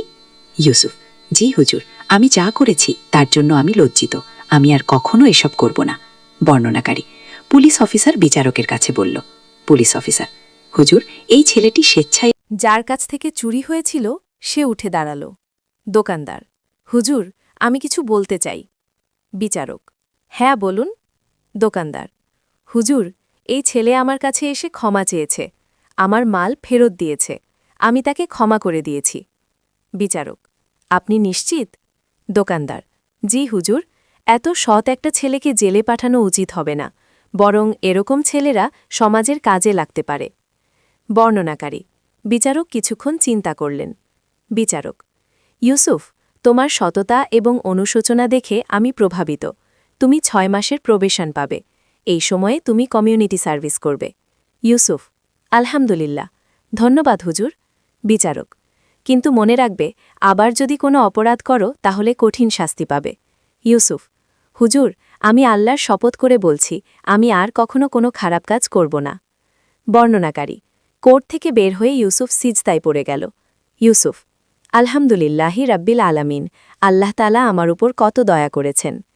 10ম পর্ব, নতুন জীবনের শুরু। বর্ণনাকারী প্রবেশনের সময় ইউসুফ হাসপাতালে রোগীদের সেবা করত। প্রতিদিন ফজরের পর সে হাসপাতালে যেত এবং বিকেলে ফেরত। ইউসুফ, আম্মা, আজ হাসপাতালে একজন বৃদ্ধ মানুষের সাথে দেখা হলো, তার কোনো আত্মীয় নেই, খুব কষ্টে আছেন। আয়েশা, তুই তার জন্য কি করলি? ইউসুফ, তার জন্য খাবার কিনে দিয়েছি আর তার সাথে কিছুক্ষণ বসে কথা বলেছি। আব্দুল্লাহ, মাশাআল্লাহ বেটা, এভাবেই মানুষের সেবা করতে হয়। ইউসুফ: আব্বা, আমার খুব ভালো লাগে যখন কারো উপকার করতে পারি। বর্ণনাকারী: একদিন হাসপাতালে ইউসুফের সাথে নাসির নামে এক দরিদ্র মানুষের দেখা হলো। তার ছোট মেয়ে অসুস্থ, কিন্তু চিকিৎসার টাকা নেই। নাসির: ভাই, আপনি কি আমাকে একটু সাহায্য করতে পারবেন? ইউসুফ: কী রকম সাহায্য? নাসির: আমার মেয়ের অপারেশন লাগবে, কিন্তু আমার কাছে টাকা নেই। ইউসুফ: কত টাকা লাগবে? নাসির: 15,000 টাকা। ইউসুফ: আপনি চিন্তা করবেন না, আমি ব্যবস্থা করি। বর্ণনাকারী: ইউসুফ বাড়ি গিয়ে তার বাবার কাছে নাসিরের কথা বলল। ইউসুফ: আব্বা, নাসির চাচার মেয়ের অপারেশন লাগবে, আমরা কি তাকে সাহায্য করতে পারি? আব্দুল্লাহ: অবশ্যই বেটা, আল্লাহ তাআলা আমাদের সচ্ছল রেখেছেন অন্যদের সাহায্য করার জন্য। আয়েশা: আমার কাছেও কিছু টাকা জমানো আছে, সেটাও দিয়ে দাও। বর্ণনাকারী: পরের দিন ইউসুফ নাসিরের কাছে টাকা নিয়ে গেল। নাসির: ভাই, আপনি আমার জন্য এত করছেন কেন? ইউসুফ: চাচা, আমি আগে অনেক খারাপ কাজ করেছি, এখন আল্লাহর কাছে ক্ষমা চাইছি আর মানুষের উপকার করে তার সন্তুষ্টি পেতে চাইছি। নাসির: আল্লাহ আপনার মঙ্গল করুন, আপনার মতো ভালো মানুষ খুব কমই দেখা যায়। ইউসুফ: চাচা, আমি ভালো মানুষ নই, আল্লাহর রহমতেই আমি এই পথে এসেছি। বর্ণনাকারী: নাসিরের মেয়ের অপারেশন সফল হল। নাসির প্রতিদিন ইউসুফের জন্য দোয়া করত। একাদশ পর্ব: হাসানের ফেরা। বর্ণনাকারী: কয়েক মাস পর একদিন হাসান আবার ইউসুফের বাড়িতে এলো। এবার তার চেহারা আলাদা, সে খুবই বিধ্বস্ত দেখাচ্ছিল। হাসান: ইউসুফ, আমার সাথে একটু কথা আছে। ইউসুফ: হ্যাঁ হাসান, বল। হাসান: ইউসুফ, তুই ঠিকই করেছিলি। ইউসুফ: কি বলছিস? হাসান: পুলিশের কাছে সব স্বীকার করে আমি সেদিন তোর উপর রেগে গিয়েছিলাম, কিন্তু এখন বুঝতে পারছি। ইউসুফ: কি হয়েছে তোর? হাসান: ইউসুফ, আমার জীবনে শান্তি নেই, রাত্রে ঘুম আসে না, সবসময় ভয় লেগে থাকে। ইউসুফ: হাসান, তুই তওবা কর, আল্লাহ তোকেও ক্ষমা করে দেবেন। হাসান: কিন্তু আমার গুনাহ অনেক বেশি। ইউসুফ: আল্লাহর রহমত আরও বেশি, তুই আমার সাথে শায়েক আহমদের কাছে চল। হাসান: উনি কি আমাকে ক্ষমা করবেন? ইউসুফ: হাসান, আল্লাহর নেকবান্দারা সবাইকে ক্ষমা করেন, চল। বর্ণনাকারী: সেদিন বিকেলে ইউসুফ হাসানকে নিয়ে শায়েক আহমদের কাছে গেল। ইউসুফ: হুজুর, হাসান তওবা করতে চায়। শায়েক আহমদ: মাশাল্লাহ। হাসান: এসো বেটা। হাসান: হুজুর, আমি অনেক খারাপ কাজ করেছি, আল্লাহ কি আমাকে ক্ষমা করবেন? শায়েক আহমদ: অবশ্যই বেটা, আল্লাহ তাআলা বলেছেন, যারা কুফরি করেছে তারা যদি তাওবা করে এবং ঈমান আনে তাহলে আমি তাদের পূর্বে সব গুনাহ মাফ করে দেব। হাসান: হুজুর, আমি সত্যিই তাওবা করতে চাই।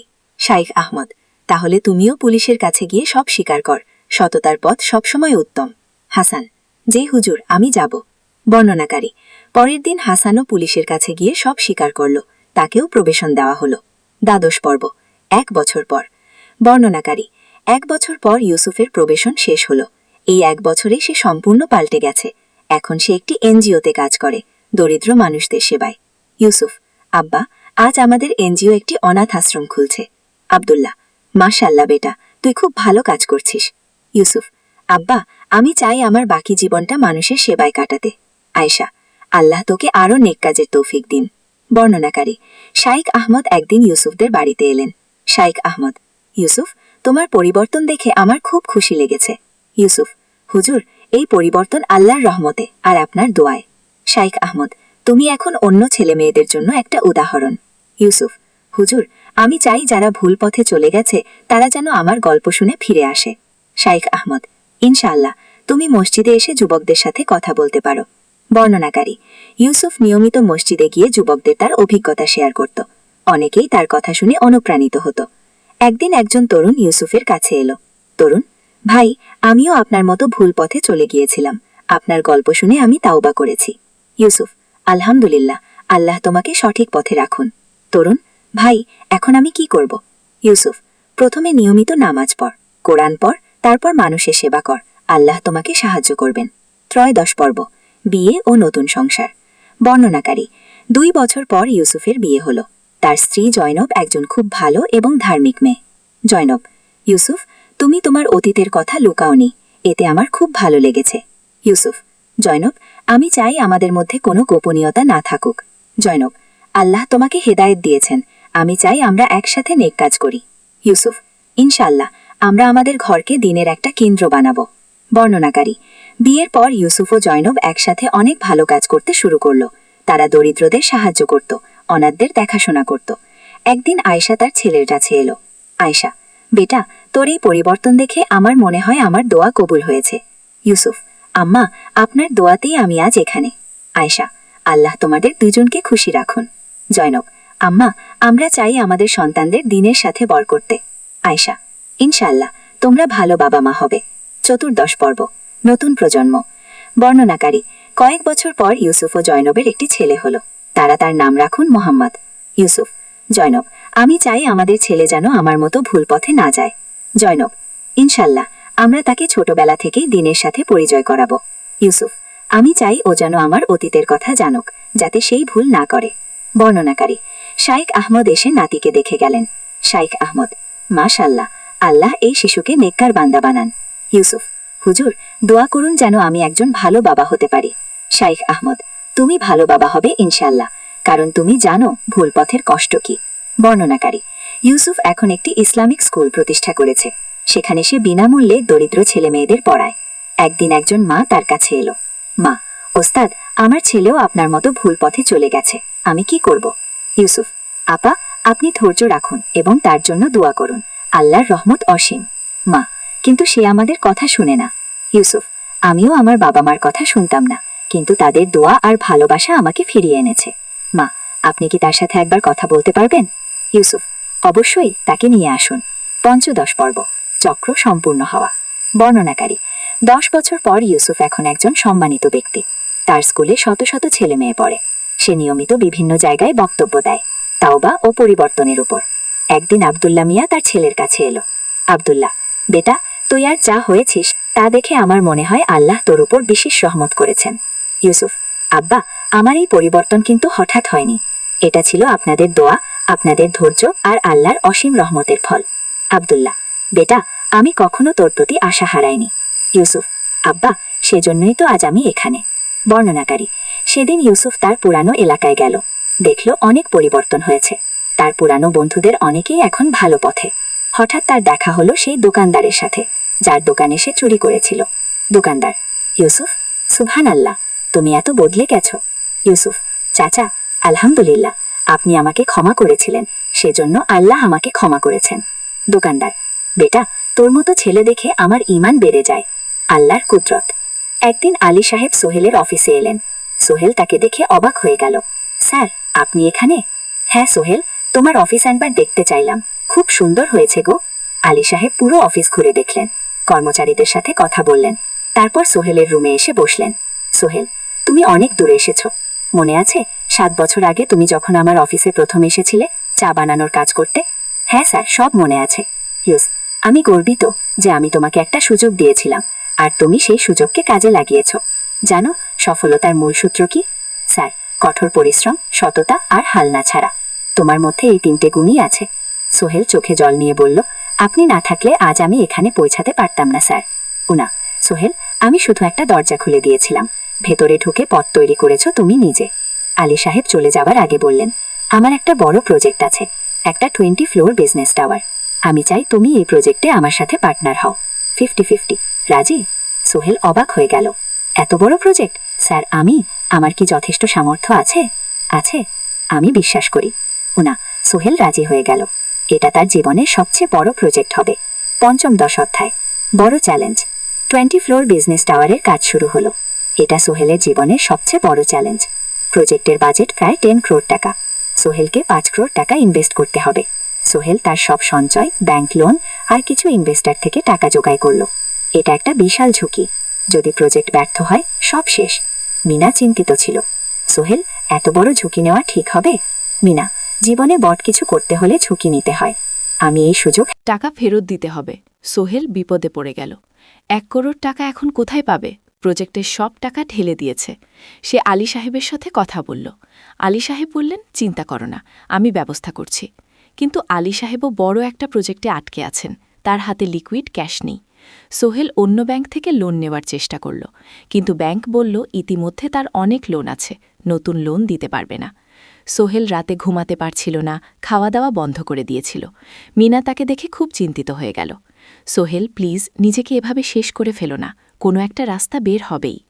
কি? সোহেল কোনো রাস্তা দেখতে পাচ্ছিল না। ইনভেস্টর 15 দিন সময় দিয়েছে। 15 দিনের মধ্যে টাকা ফেরত না দিলে তিনি আইনি ব্যবস্থা নেবেন। 10 দিন কেটে গেল। সোহেল কোনো সমাধান খুঁজে পেল না। সে প্রায় হাল ছেড়ে দিয়েছিল। 11 দিনের দিন একটা অপ্রত্যাশিত ঘটনা ঘটল। জাহিদ ভাই, সোহেলের পুরনো সহকর্মী, তার অফিসে এলেন। জাহিদ ভাই এখন একটা রিয়েল এস্টেট কোম্পানিতে সিনিয়র ম্যানেজার। সোহেল, আমি তোমার সমস্যার কথা শুনেছি। হ্যাঁ ভাই, আমি বিপদে পড়েছি গো। আমি তোমাকে সাহায্য করতে চাই। আমার কিছু সঞ্চয় আছে, 5 লাখ টাকা তুমি নাও। সোহেল চোখে জল নিয়ে বলল, ভাই আমি কিছু বলার দরকার নেই। তুমি আমাকে অনেক কিছু শিখিয়েছ। তোমার কাছ থেকে পরিশ্রম আর সততা শিখেছি। এখন আমার পালা তোমাকে সাহায্য করার। জাহিদ ভাই চলে যাওয়ার পর আরও 2 জন এলো। একজন সোহেলের পুরনো ক্লায়েন্ট, আরেকজন তার কর্মচারী। 2 জন মিলে আরও 8 লাখ টাকা দিল। করিম মামা 20 লাখ টাকা ব্যবস্থা করলেন, তার কিছু বন্ধুদের কাছ থেকে ধার করে। মিনা তার সব গয়না বিক্রি করে 10 লাখ টাকা দিল। সবাই মিলে প্রায় 45 লাখ টাকা জোগাড় হলো। বাকি 65 লাখ টাকা সোহেল তার অফিসের সব অ্যাসেট বিক্রি করে আর একটা প্রাইভেট ফিনান্স কোম্পানি থেকে উচ্চ সুদে লোন নিয়ে ব্যবস্থা করল। ঠিক 14 দিনের দিন সোহেল ইনভেস্টরকে 1 করোড় টাকা ফেরত দিল। ইনভেস্টর টাকা নিয়ে চলে গেলেন। সোহেল তার অফিসে ফিরে এসে চেয়ারে বসে কাঁদল। এত চাপ, এত টেনশন, সব যেন একসাথে বের হয়ে এলো। মিনা এসে তাকে জড়িয়ে ধরল। আমরা পেরেছি সোহেল, আমরা পেরেছি। 6ষ্ঠ অধ্যায়, পুনরুদ্ধার। এই ঘটনার পর সোহেল আরও সাবধান হয়ে গেল। সে বুঝল ব্যবসায় শুধু সাহস নয়, বুদ্ধিও লাগে। ঝুঁকি নিতে হয়, কিন্তু হিসাব করে। প্রজেক্ট চলতে থাকল। এবার সোহেল আরও সতর্কতার সাথে সবকিছু পরিচালনা করল। প্রতিটা খরচ হিসাব করল, প্রতিটা সিদ্ধান্ত ভেবেচিন্তে নিল। আরও 1 বছর পর 20 ফ্লোর বিজনেস টাওয়ার সম্পন্ন হল। চমৎকার বিল্ডিং, শহরের অন্যতম সুন্দর ভবন। বিল্ডিংয়ের উদ্বোধন অনুষ্ঠানে শহরের মেয়র এলেন। অনেক ব্যবসায়ী, সাংবাদিক এলো। সোহেলের নাম পত্রিকায় ছাপা হলো। স্বপ্নের শহরে এক তরুণ উদ্যোক্তার সফলতার গল্প। প্রজেক্ট থেকে সোহেলের লাভ হলো প্রায় 2 করোড় টাকা। এই টাকা দিয়ে সে সব লোন শোধ করল। জাহিদ ভাইয়ের টাকা ফেরত দিল। করিম মামার লোন শোধ করল। যারা সাহায্য করেছিল সবাইকে টাকা ফেরত দিল। মিনার জন্য নতুন গয়না কিনল, আরও সুন্দর। তার মাকে গ্রামে একটা নতুন পাকা বাড়ি বানিয়ে দিল। মা কাঁদতে কাঁদতে বললেন, তোর বাবা বেঁচে থাকলে কত খুশি হতো। তুই আমার সব স্বপ্ন পূরণ করেছিস। সোহেল নিজেদের জন্য একটা ফ্ল্যাট কিনল, 4 রুমের ফ্ল্যাট, সমুদ্রের কাছে। এখন আর ভাড়া বাড়িতে থাকতে হয় না। 7ম অধ্যায়, প্রতিদান। সোহেল এখন একজন প্রতিষ্ঠিত উদ্যোক্তা, কিন্তু সে তার শেখ ভোলেনি। যে গ্রাম থেকে সে এসেছে, যারা তাকে সাহায্য করেছে, কাউকেই ভোলেনি। সে তার গ্রামে একটা স্কুল বানিয়ে দিল, সোহেল ফাউন্ড স্কুল। গরিব ছেলেমেয়েরা ফ্রিতে পড়তে পারবে। ভালো শিক্ষক নিয়োগ দিল, ভালো পড়াশোনার ব্যবস্থা করল। শহরে একটা ফ্রি মেডিকেল ক্লিনিক খুলল। গরিব মানুষরা ফ্রিতে চিকিৎসা পাবে। প্রতি বছর 10 জন মেধাবী কিন্তু গরিব ছাত্রছাত্রীকে স্কলারশিপ দেওয়া শুরু করল। তারা বিনামূল্যে পড়াশোনা করতে পারবে। একদিন একটা টিভি চ্যানেল সোহেলের ইন্টারভিউ নিতে এলো। আপনার সফলতার গোপন সূত্র কি? সোহেল একটু ভেবে বলল, কঠোর পরিশ্রম, সততা আর হাল না ছাড়া। এই 3টি জিনিস যদি কারো মধ্যে থাকে, সে যে কোনো কিছু অর্জন করতে পারে। আর সবচেয়ে বড় কথা, যারা আমাকে সাহায্য করেছে তাদের ছাড়া আমি কিছুই না। একা কেউ সফল হতে পারে না। আগে, আপনার পরবর্তী স্বপ্ন কি? আমি চাই আরও মানুষকে সাহায্য করতে। আমার মতো যারা গ্রাম থেকে শহরে আসে, তাদের জন্য একটা ট্রেনিং সেন্টার খুলব। তারা সেখানে বিভিন্ন স্কিল শিখতে পারবে, চাকরি পাবে, নিজের পায়ে দাঁড়াতে পারবে। 8ম অধ্যায়, নতুন প্রজন্ম। আরও 5 বছর কেটে গেল। সোহেল এখন 45 বছরের। তার চুলে পাক ধরেছে, কিন্তু শক্তি এখনও আগের মতোই। সারা এখন 19 বছরের। সে বিশ্ববিদ্যালয়ে ইঞ্জিনিয়ারিং পড়ছে। সে চায় বাবার মতো কনস্ট্রাকশন ইন্ডাস্ট্রিতে কাজ করতে। একদিন সারা বাবাকে বলল, বাবা, আমি তোমার কোম্পানিতে কাজ করতে চাই। এখনও তো তোর পড়াশোনা বাকি। জানি, কিন্তু আমি এখন থেকেই শিখতে চাই। ছুটির দিনে তোমার সাথে সাইটে যেতে চাই, দেখতে চাই কিভাবে কাজ হয়। সোহেল খুশি হয়ে গেল। তার মেয়ে তার পথ অনুসরণ করতে চায়। ঠিক আছে, কিন্তু শর্ত হলো তোকে সব কিছু নিজ থেকে শিখতে হবে। কোনো স্পেশাল ট্রিটমেন্ট পাবি না। আমি তো তাই চাই বাবা। সারা তার বাবার সাথে কাজ শিখতে শুরু করলো। সে দেখল কিভাবে শ্রমিকরা কাজ করে, কিভাবে ম্যাটেরিয়াল বাছাই করতে হয়, কিভাবে একটা প্রজেক্ট ম্যানেজ করতে হয়। সোহেল তাকে কোনো সহজ পথ দিল না। সারাকেও সবার মতো কষ্ট করতে হলো। সাইটে রোদে দাঁড়িয়ে থাকতে হলো, শ্রমিকদের সাথে কথা বলতে হলো। কিন্তু সারা হাল ছাড়ল না। সে তার বাবার মেয়ে, পরিশ্রম করতে জানে। 3 বছর পর সারা গ্র্যাজুয়েট হলো। সে সোহেলের কোম্পানিতে জুনিয়র প্রজেক্ট ম্যানেজার হিসেবে যোগ দিল। সোহেল ধীরে ধীরে সারাকে বড় দায়িত্ব দিতে শুরু করল। সারা তার বাবার মতোই সৎ, পরিশ্রমী। 20 অধ্যায়, সমাপ্তি নয়, নতুন শুরু। আরও 5 বছর পর সোহেল এখন 60 বছরের, তার চুলে পাক ধরেছে, কিন্তু শক্তি এখনও আগের মতোই। সারা এখন 19 বছরের, সে বিশ্ববিদ্যালয়ে ইঞ্জিনিয়ারিং পড়ছে। সে চায় বাবার মতো কনস্ট্রাকশন ইন্ডাস্ট্রিতে কাজ করতে। একদিন সারা বাবাকে বলল, বাবা, আমি তোমার কোম্পানিতে কাজ করতে চাই। এখনও তো তোর পড়াশোনা বাকি। জানি, কিন্তু আমি এখন থেকেই শিখতে চাই। ছুটির দিনে তোমার সাথে সাইটে যেতে চাই, দেখতে চাই কিভাবে কাজ হয়। সোহেল খুশি হয়ে গেল, তার মেয়ে তার পথ অনুসরণ করতে চায়। ঠিক আছে, কিন্তু শর্ত হলো তোকে সব কিছু নিজ থেকে শিখতে হবে, কোনো স্পেশাল ট্রিটমেন্ট পাবি না। আমি তো তাই চাই বাবা। সারা তার বাবার সাথে কাজ শিখতে শুরু করলো। সে তার বাবার সাথে কাজ শিখতে শুরু করলো। সে দেখল কিভাবে শ্রমিকরা কাজ করে, কিভাবে ম্যাটেরিয়াল বাছাই করতে হয়, কিভাবে একটা প্রজেক্ট ম্যানেজ করতে হয়। সোহেল তাকে কোনো সহজ পথ দিল না। সারাকেও সবার মতো কষ্ট করতে হলো, সাইটে রোদে দাঁড়িয়ে থাকতে হলো, শ্রমিকদের সাথে কথা বলতে হলো। কিন্তু সারা হাল ছাড়ল না। সে তার বাবার মেয়ে, পরিশ্রম করতে জানে। 3 বছর পর সারা গ্র্যাজুয়েট হলো। সে সোহেলের গ্র্যাজুয়েট হলো। সে সোহেলের কোম্পানিতে জুনিয়র প্রজেক্ট ম্যানেজার হিসেবে যোগ দিল। সোহেল ধীরে ধীরে সারাকে বড় দায়িত্ব দিতে শুরু করলো। সারা তার বাবার মতোই সৎ, পরিশ্রমী। 20 অধ্যায়, সমাপ্তি নয়, নতুন শুরু। আরও 5 বছর পর সোহেল এখন 60 বছরের। সে সিদ্ধান্ত নিল এবার অবসর নেওয়ার সময় এসেছে। কোম্পানির দায়িত্ব সারাকে দেবে।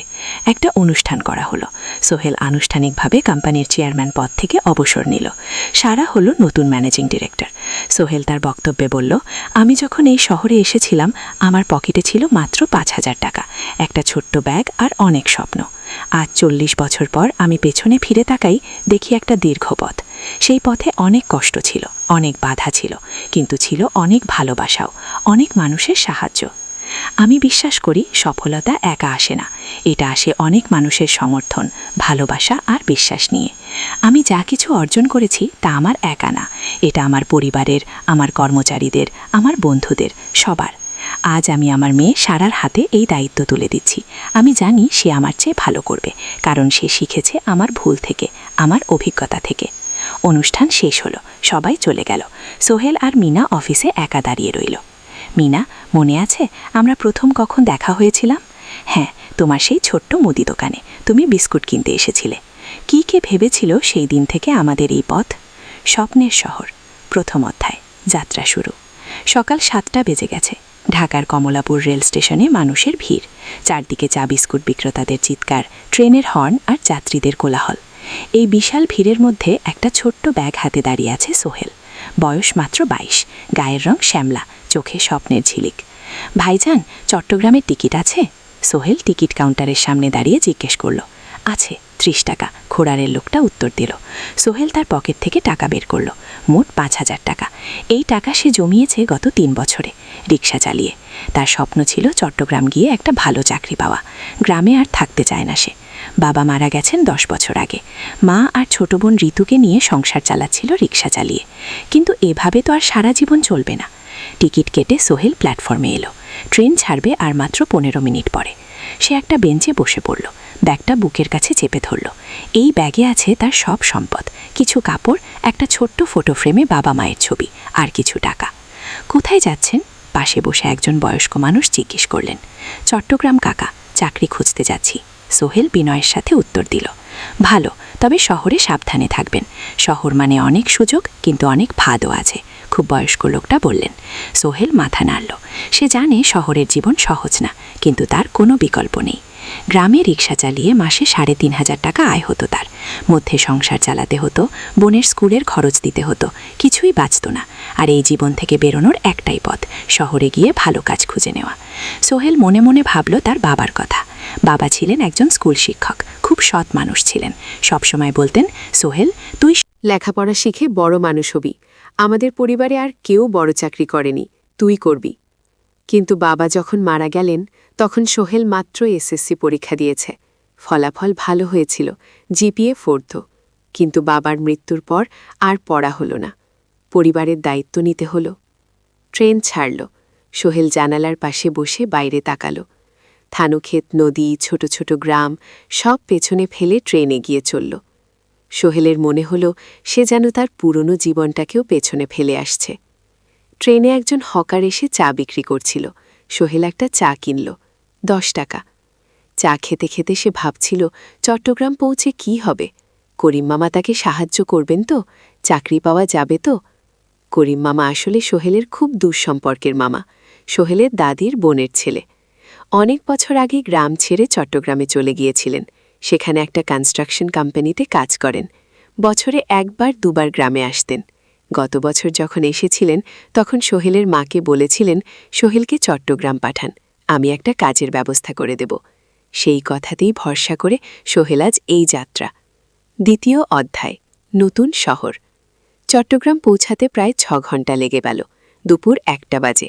সোহেল স্টেশন থেকে বের হয়ে শহরের রাস্তায় দাঁড়াল। কি বিশাল শহর! এত গাড়ি, এত মানুষ, চারদিকে উঁচু উঁচু বিল্ডিং, দোকানপাট, মানুষের ভিড়। সোহেল কিছুক্ষণ দাঁড়িয়ে থাকল, সব কিছু দেখতে দেখতে। তার মনে হচ্ছিল সে যেন অন্য কোনো পৃথিবীতে এসে পড়েছে। তার পকেটে একটা ছোট্ট কাগজ আছে, সেখানে লেখা একটা ঠিকানা, করিম মিয়া, বাড়ি নং 23, রোড নং 5, আগ্রাবাদ, চট্টগ্রাম। সোহেল একটা রিকশা ডাকল। কত নেবেন আগ্রাবাদ যেতে?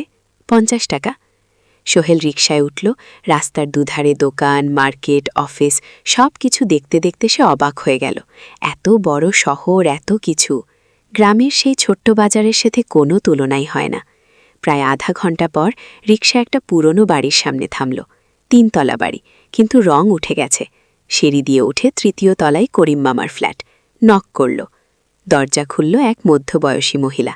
কে? আসসালামু আলাইকুম আপা, আমি সোহেল, নোয়াখালীর গ্রাম থেকে এসেছি। করিম মামা বাড়িতে আছেন? মহিলা তাকে মাথা থেকে পা পর্যন্ত দেখল। করিম তো অফিসে গেছে। তুমি কে? কোথা থেকে এসেছ? সোহেল সব খুলে বলল। মহিলা তাকে ভেতরে ঢুকতে দিল। বসো, করিম সন্ধ্যায় ফিরবে। ফ্ল্যাটটা ছোট, 2টো রুম, একটা ছোট্ট রান্নাঘর আর একটা বাথরুম। কিন্তু সোহেলের কাছে খুব সুন্দর লাগল। গ্রামের সেই টিনের ঘরের চেয়ে তো অনেক ভালো। মহিলা তার নাম জানালো, সালমা, করিম মামার স্ত্রী। তাদের 2টো ছেলে, একজন ক্লাস 8-এ পড়ে, আরেকজন ক্লাস 5-এ। খেয়েছ? সালমা আপা জিজ্ঞেস করল। না আপা, অপেক্ষা করো, ভাত আছে, মাছ আছে, খাও। সোহেল প্রথমে রাজি হতে চাইল না, কিন্তু খুব খিদে পেয়েছিল। সকাল থেকে শুধু একটা চা আর বিস্কুট খেয়েছে। খাওয়া দাওয়ার পর সোহেল বসে রইল। সালমা আপা তাকে গল্প করতে লাগল। তোমার মা কেমন আছেন? তোমার বোন ভালো আছে? আপা, মার একটু গেটে বাত আছে, ওষুধ খাচ্ছেন। বোন স্কুলে পড়ে। তুমি কি করতে চাও এখানে? চাকরি খুঁজছি আপা, যে কোনো কাজ করব। বাসায় মা আর বোনকে টাকা পাঠাতে হবে। সালমা আপা মাথা নাড়ল। করিম তোমার জন্য কিছু একটা করবে, সে ভালো মানুষ, সারা দিন অপেক্ষা করো। সন্ধ্যায় করিম মামা ফিরলেন। 50-এর কাছাকাছি বয়স, কালো রঙের প্যান্ট শার্ট পরা, হাতে একটা ব্যাগ। আরে সোহেল, কবে এলি? করিম মামা খুশি হয়ে বললেন। আজ সকালে মামা। করিম মামা তাকে জড়িয়ে ধরলেন। অনেক দিন পর দেখলাম, কেমন আছিস? ভালো আছি মামা। ভালো করেছিস এসে, এখানে অনেক সুযোগ আছে, তোর জন্য একটা কাজের ব্যবস্থা করে দেব। তবে প্রথমে কয়েকদিন এখানে থাক, শহরটা একটু চিনে নে, তারপর কাজে যোগ দিবি। সোহেলের মনে আশার আলো জ্বলল। সে ভাবল হয়তো তার ভাগ্য এবার পাল্টাবে। 3য় অধ্যায়, প্রথম চাকরি। 1 সপ্তাহ পরে করিম মামা সোহেলকে তার কোম্পানিতে নিয়ে গেলেন। কোম্পানির নাম আলামিন কনস্ট্রাকশন। অফিসটা শহরের কেন্দ্রে 5 তলা একটা বিল্ডিংয়ের দোতলায়। মালিক আলী সাহেব, 50-এর কাছাকাছি বয়স, মোটা চেহারা, চোখে সোনার ফ্রেমের চশমা। বদনাক মানুষ, কিন্তু খুব কড়া। এই ছেলেটাকে কি কাজে লাগাবেন? আলী সাহেব করিম মামাকে জিজ্ঞেস করলেন। স্যার, ও আমার আত্মীয়, গ্রাম থেকে এসেছে, খুব পরিশ্রমী, যে কোনো কাজে লাগাতে পারেন। আলী সাহেব সোহেলের দিকে তাকালেন। তুমি কি পড়েছ? স্যার, এসএসসি পাস, জিপিএ 4 তো। ভালো। কম্পিউটার চালাতে পারো? না স্যার, পারি না, কিন্তু শিখতে চাই। আলী সাহেব একটু ভাবলেন। ঠিক আছে, তোমাকে অফিসের কাজে রাখব, ফাইল গুছানো, চা বানানো, কাগজপত্র নিয়ে যাওয়া, নেশো। মাসে 5,000 টাকা। রাজি আছো? জি স্যার। সোহেল খুশি হয়ে গেল। 5,000 টাকা? রিকশা চালিয়ে 4.5 পেত, এখানে 5,000। কাজ শুরু হলো পরদিন থেকে। সকাল 8টায় অফিসে যেতে হয়, ফিরতে হয় সন্ধ্যা 7টায়। প্রথম দিন সোহেল ঘুম থেকে উঠল ভোর 5টায়। তৈরি হয়ে 7:30টায় অফিসের উদ্দেশ্যে বের হল।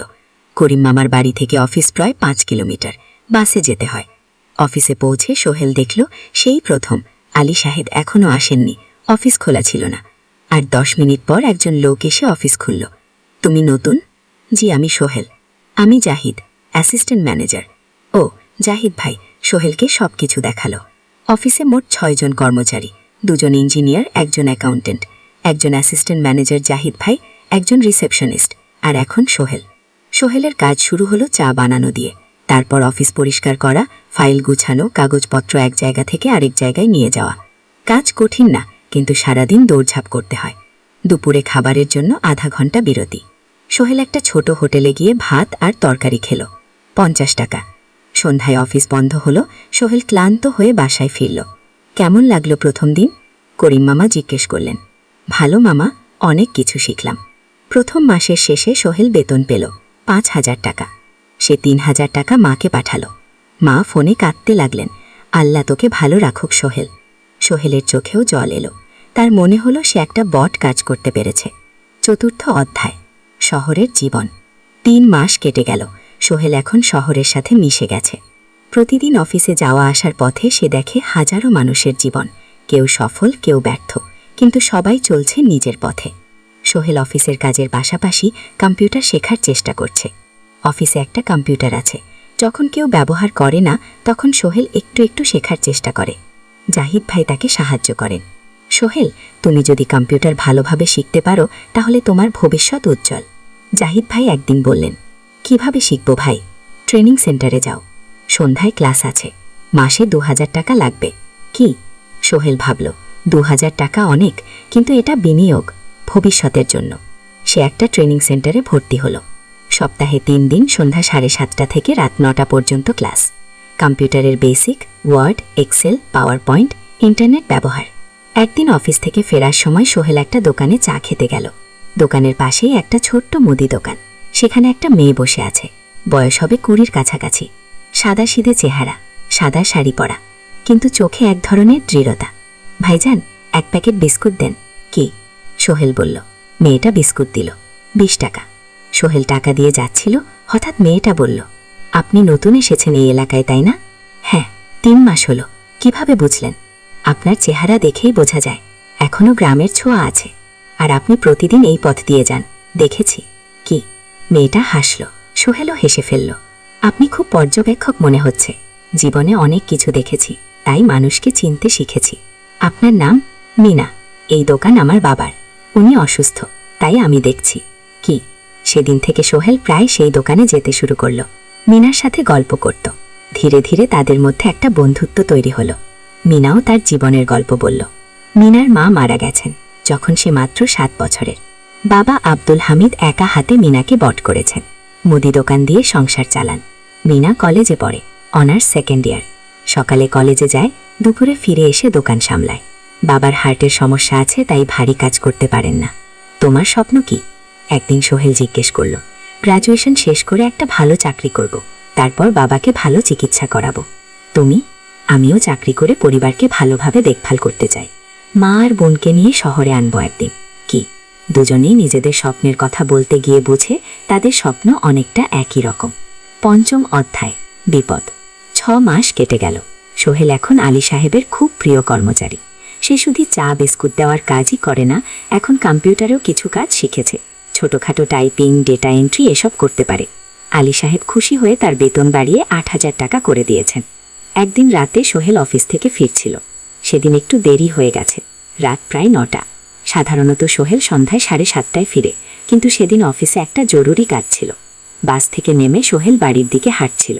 হঠাৎ একটা অন্ধকার গলিতে 3 জন লোক তাকে ঘিরে ধরল। তাদের চেহারা দেখেই বোঝা যাচ্ছিল ভালো উদ্দেশ্য নিয়ে আসেনি। টাকা দে, তাড়াতাড়ি, একজন বলল। তার হাতে একটা ছুরি। সোহেল ভয় পেয়ে গেল। ভাই, আমার কাছে খুব কম টাকা আছে। কি? যা আছে দে, তাড়াতাড়ি করো। সোহেল কাঁপতে কাঁপতে তার পকেট থেকে 5,000 টাকা বের করে দিল। এই টাকা দিয়ে সে বাজার করবে ভেবেছিল, কিন্তু ছিনতাইকারীরা সন্তুষ্ট হলো না। শুধু 5,000 টাকা? তোর ব্যাগে কি আছে? তারা সোহেলের ব্যাগ কেড়ে নিল। ব্যাগে ছিল তার মোবাইল, কম্পিউটার ট্রেনিং সেন্টারের সার্টিফিকেট আর কিছু গুরুত্বপূর্ণ কাগজপত্র। না ভাই, ব্যাগটা ফেরত দেন, ওতে আমার জরুরি জিনিস আছে। মোবাইল নিয়ে নেন, কিন্তু ব্যাগটা দেন। কি? কিন্তু ওরা শুনল না। একজন সোহেলকে জোরে ধাক্কা দিল। সোহেল পড়ে গেল। মাথা রাস্তার কংক্রিটে ধাক্কা লেগে গেল। রক্ত বের হলো। 3 জন দৌড়ে পালিয়ে গেল। কিছুক্ষণ সোহেল অজ্ঞান হয়ে পড়ে রইল। তারপর ধীরে ধীরে জ্ঞান ফিরল। মাথায় প্রচণ্ড ব্যথা। সে উঠে দাঁড়ানোর চেষ্টা করল, কিন্তু মাথা ঘুরছিল। কোনো মতে একটা দেয়াল ধরে দাঁড়ালো। একজন পথচারী তাকে দেখে থামল। কি হয়েছে ভাই? ছিনতাই হয়েছে। কি, এসো, আমি তোমাকে হাসপাতালে নিয়ে যাই। কিন্তু সোহেল রাজি হলো না। ঠিক আছে, বাড়ি যেতে পারবো। সে কোনো মতে 3টা সেলাই দিলেন, বলল 1 সপ্তাহ বিশ্রাম নিতে হবে, কোনো ভারী কাজ করা যাবে নাই। হাসপাতাল থেকে ফিরে সোহেল শুয়ে রইল। তার মনে হচ্ছিল সব কিছু শেষ হয়ে গেছে। মোবাইল চলে গেছে, গুরুত্বপূর্ণ কাগজপত্র চলে গেছে। এখন 1 সপ্তাহ অফিস করতে পারবে না। পরদিন সকালে করিম মামা আলী সাহেবকে ফোন করে সব জানালেন। আলী সাহেব বললেন, ঠিক আছে, সোহেল ভালো হয়ে এলে আসবে, চিন্তার কিছু নেই। মিনা যখন এই খবর শুনল, সেই সন্ধ্যায় সোহেলকে দেখতে এলো করিম মামার বাড়িতে। এনেছিল কিছু ফল। কি হয়েছিল মিনা? চিন্তিত গলায় জিজ্ঞেস করল। সোহেল সব বলল। মিনা রেগে গেল। এই শহরে এখন অনেক অপরাধ বেড়ে গেছে, পুলিশ কিছু করে না। তুমি পুলিশের রিপোর্ট করেছ? না, লাভ নেই। তবুও করা উচিত, তোমার মোবাইলটা হয়তো খুঁজে পাওয়া যাবে। কি করিম মামা সোহেলকে নিয়ে পুলিশ স্টেশনে গেলেন, জেনারেল ডায়েরি করলেন, কিন্তু পুলিশ খুব একটা আশা দিল না। দেখি কিছু করা যায় কিনা। সোহেল বুঝল মোবাইল আর ফিরবে না। সেই 1 সপ্তাহ সোহেলের জীবনের সবচেয়ে কঠিন সময় ছিল। সে শুধু শারীরিকভাবে ক্ষতিগ্রস্ত হয়নি, মানসিকভাবেও ভেঙে পড়েছিল। প্রতি রাতে দুঃখ স্বপ্ন দেখত। সেই 3 জন চিন্তাকারীর মুখ ভুলতে পারছিল না। মিনা প্রায় প্রতিদিন আসত, তাকে সাহস দিত। তুমি হাল ছেড়ো না সোহেল, জীবনে এরকম খারাপ সময় আসে, কিন্তু এটা কাটিয়ে ওঠাই হলো আসল বীরত্ব। সোহেলের মা গ্রাম থেকে ফোন করতেন, করিম মামার মোবাইল থেকে। তুই ভালো আছিস তো সোহেল? মাকে সব সত্যি বলেনি, শুধু বলেছে, হ্যাঁ মা, ভালো আছি, একটু জ্বর হয়েছিল, এখন ভালো। 1 সপ্তাহ পর সোহেল আবার অফিসে গেল। আলী সাহেব তাকে দেখে খুশি হলেন। কেমন আছো? ভালো আছি স্যার। ঠিক আছে, তবে প্রথম কয়েকদিন হালকা কাজ করবে। সোহেল আবার কাজে মন দিল। কিন্তু একটা জিনিস তাকে খুব কষ্ট দিচ্ছিল, তার মোবাইল নেই। মায়ের সাথে কথা বলতে পারছে না নিয়মিত। করিম মামার মোবাইল চাইতে সংকোচ লাগে। একদিন জাহিদ ভাই তাকে ডাকলেন। সোহেল, আমার একটা পুরনো মোবাইল আছে, তুমি ব্যবহার করো না? না ভাই, নাও, আমার কাজে লাগছে, তুমি রাখো গো। সোহেল কৃতজ্ঞতায় প্রায় কেঁদে ফেল। ধন্যবাদ ভাই। ও মোবাইল পেয়ে সোহেল প্রথমেই মাকে ফোন করল। মা খুব খুশি হলেন। এতদিন ফোন করিসনি কেন? মা, মোবাইলটা নষ্ট হয়ে গিয়েছিল, নতুন নিয়েছি। মায়ের গলায় স্বস্তি ফুটে উঠল। 6ষ্ঠ অধ্যায়, নতুন সুযোগ। আরও 3 মাস কেটে গেল। সোহেল পুরোপুরি সুস্থ হয়ে গেছে। তার জীবন আবার স্বাভাবিক হয়ে এসেছে। সে এখন কম্পিউটার ট্রেনিং শেষ করেছে, সার্টিফিকেট পেয়েছে। কিন্তু একটা ঘটনা তার জীবনে বড় পরিবর্তন নিয়ে এলো। একদিন সকালে আলী সাহেব তাকে ডাকলেন। সোহেল, বসো। সোহেল বসল। মনে একটু ভয় লাগছিল, আলী সাহেব কি তাকে বকবেন? সোহেল, তুমি তো এখন কম্পিউটার চালাতে পারো? জি স্যার, একটু একটু শিখেছি। গুড, আমি তোমার কাজ দেখছি, তুমি খুব পরিশ্রমী, আর আরশাদ, আমাদের কোম্পানিতে এরকম মানুষের দরকার। গো, সোহেল কিছু বুঝতে পারছিল না। আমি তোমাকে একটা সুযোগ দিতে চাই। আমাদের কোম্পানি একটা ট্রেনিং প্রোগ্রাম চালু করছে নতুন কর্মচারীদের জন্য। 6 মাসের কোর্স, কম্পিউটার অ্যাকাউন্টিং, ভবন নির্মাণের হিসাব নিকাশ, প্রজেক্ট ম্যানেজমেন্ট সব শিখবে। কোম্পানি সব খরচ দেবে। ট্রেনিংয়ের সময় তোমার বেতনও চলবে। রাজি আছো? সোহেল বিশ্বাস করতে পারছিল না। স্যার সত্যি আমাকে এত বড় সুযোগ দিচ্ছেন? হ্যাঁ, তুমি ভালো ছেলে, পরিশ্রমী, আমি তোমাকে এগিয়ে দিতে চাই। ভবিষ্যতে তুমি এই কোম্পানির একজন গুরুত্বপূর্ণ কর্মচারী হবে। সোহেল কৃতজ্ঞতায় প্রায় কেঁদে চল। ধন্যবাদ স্যার, আমি কঠোর পরিশ্রম করব। আমি জানি গো। সেদিন সন্ধ্যায় সোহেল মিনার দোকানে গেল।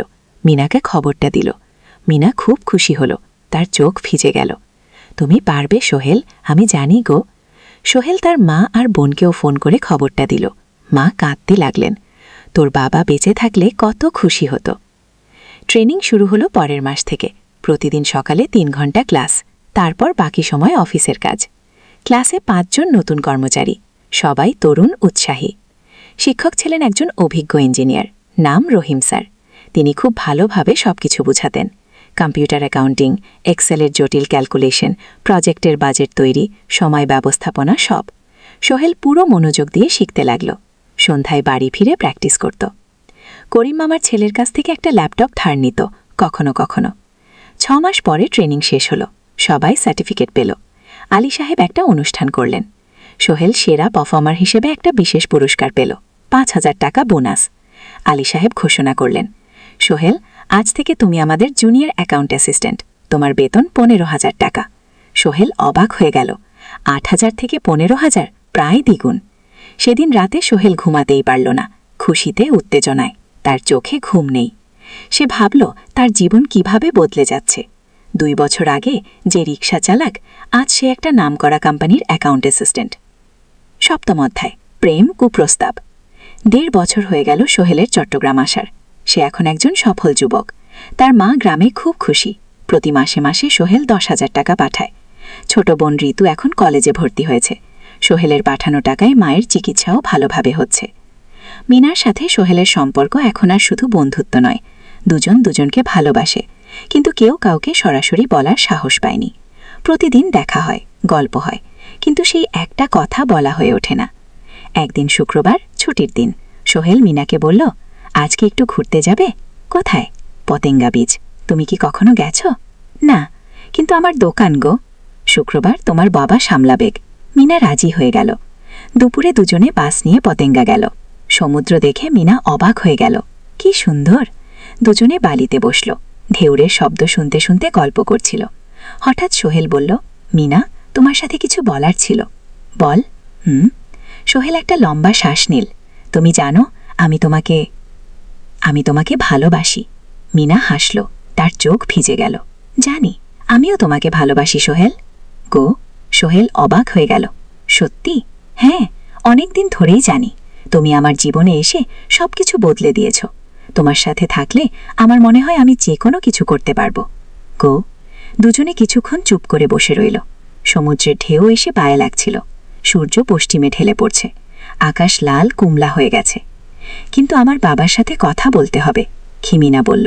আমি তৈরি, যখন বলবে তখন বলবো। পরের সপ্তাহে সোহেল মিনার বাবার সাথে কথা বলল। আব্দুল হামিদ সাহেব প্রথমে একটু দ্বিধা করলেন। তুমি কোন পরিবারের ছেলে? তোমার বাবা কি করতেন? সোহেল সব সত্যি বলল। তার বাবা ছিলেন স্কুল শিক্ষক, মারা গেছেন 10 বছর আগে। মা গ্রামে থাকেন, ছোট বোন কলেজে পড়ে। তুমি নিজে কি করো? আমি আলামিন কনস্ট্রাকশন কোম্পানিতে জুনিয়র অ্যাকাউন্ট অ্যাসিস্ট্যান্ট। মাসে 15,000 টাকা বেতন। ও, আব্দুল হামিদ সাহেব ভাবলেন। তারপর বললেন, দেখো, মিনা আমার একমাত্র সন্তান। তার মা নেই, আমি একা তাকে বড় করেছি। আমি চাই মিনা একজন ভালো ছেলের সাথে বিয়ে হোক। তুমি দেখতে ভালো ছেলে মনে হচ্ছে, কিন্তু আমাকে তোমার মায়ের সাথে দেখা করতে হবে, তোমার পরিবারকে জানতে হবে। জি আঙ্কেল, আমি ব্যবস্থা করছি। গো। সোহেল খুশিতে আটখানা। সে সেদিন রাতেই তার মাকে ফোন করল। মা প্রথমে অবাক হলেন, তারপর খুশি হলেন। মিনা মেয়েটা কেমন? খুব ভালো মা, তুমি দেখলে পছন্দ করবে। কি ঠিক আছে, আমি আর ঋতু আসছি চট্টগ্রাম। 2 সপ্তাহ পর সোহেলের মা আর বোন চট্টগ্রাম এলো। সোহেল তাদের নিয়ে মিনার বাড়িতে গেল। 2 পরিবার একসাথে বসল। মিনার বাবা সোহেলের মাকে দেখে খুশি হলেন। সোহেলের মা সহজ সরল ভদ্র মহিলা। আপনার ছেলে খুব ভালো, মিনা তাকে পছন্দ করে। আমিও রাজি গো, আব্দুল হামিদ সাহেব বললেন। আমার সোহেল সৎ ছেলে, মিনাকে খুব ভালোবাসে। আমি জানি ও মিনাকে সুখে রাখবে। জি, সোহেলের মা বললেন। বিয়ের তারিখ ঠিক হলো 3 মাস পর। এই 3 মাসে সোহেল যথেষ্ট টাকা জমাবে। বিয়ে হবে সাদামাটা কিন্তু সুন্দর। 8ম অধ্যায়, নতুন পথ। 3 মাস কেটে গেল দ্রুত। সোহেল প্রতিদিন কঠোর পরিশ্রম করছিল অফিসে। তার কাজের প্রশংসা হচ্ছে। আলী সাহেব তাকে এখন ছোটখাটো প্রজেক্টের হিসাব দেখতে দিচ্ছেন। সোহেল তার সঞ্চিত টাকা দিয়ে বিয়ের আয়োজন করল। বিয়ে হলো মিনার বাড়ির কাছের একটা কমিউনিটি সেন্টারে। খুব বেশি লোক আসেনি, 2 পরিবারের আত্মীয় স্বজন আর অফিসের কয়েকজন সহকর্মী। কিন্তু অনুষ্ঠান ছিল খুব সুন্দর। সোহেল যখন মিনাকে বিয়ের পোশাকে দেখল, তার মনে হলো পৃথিবীর সবচেয়ে সুন্দর মেয়ে সে।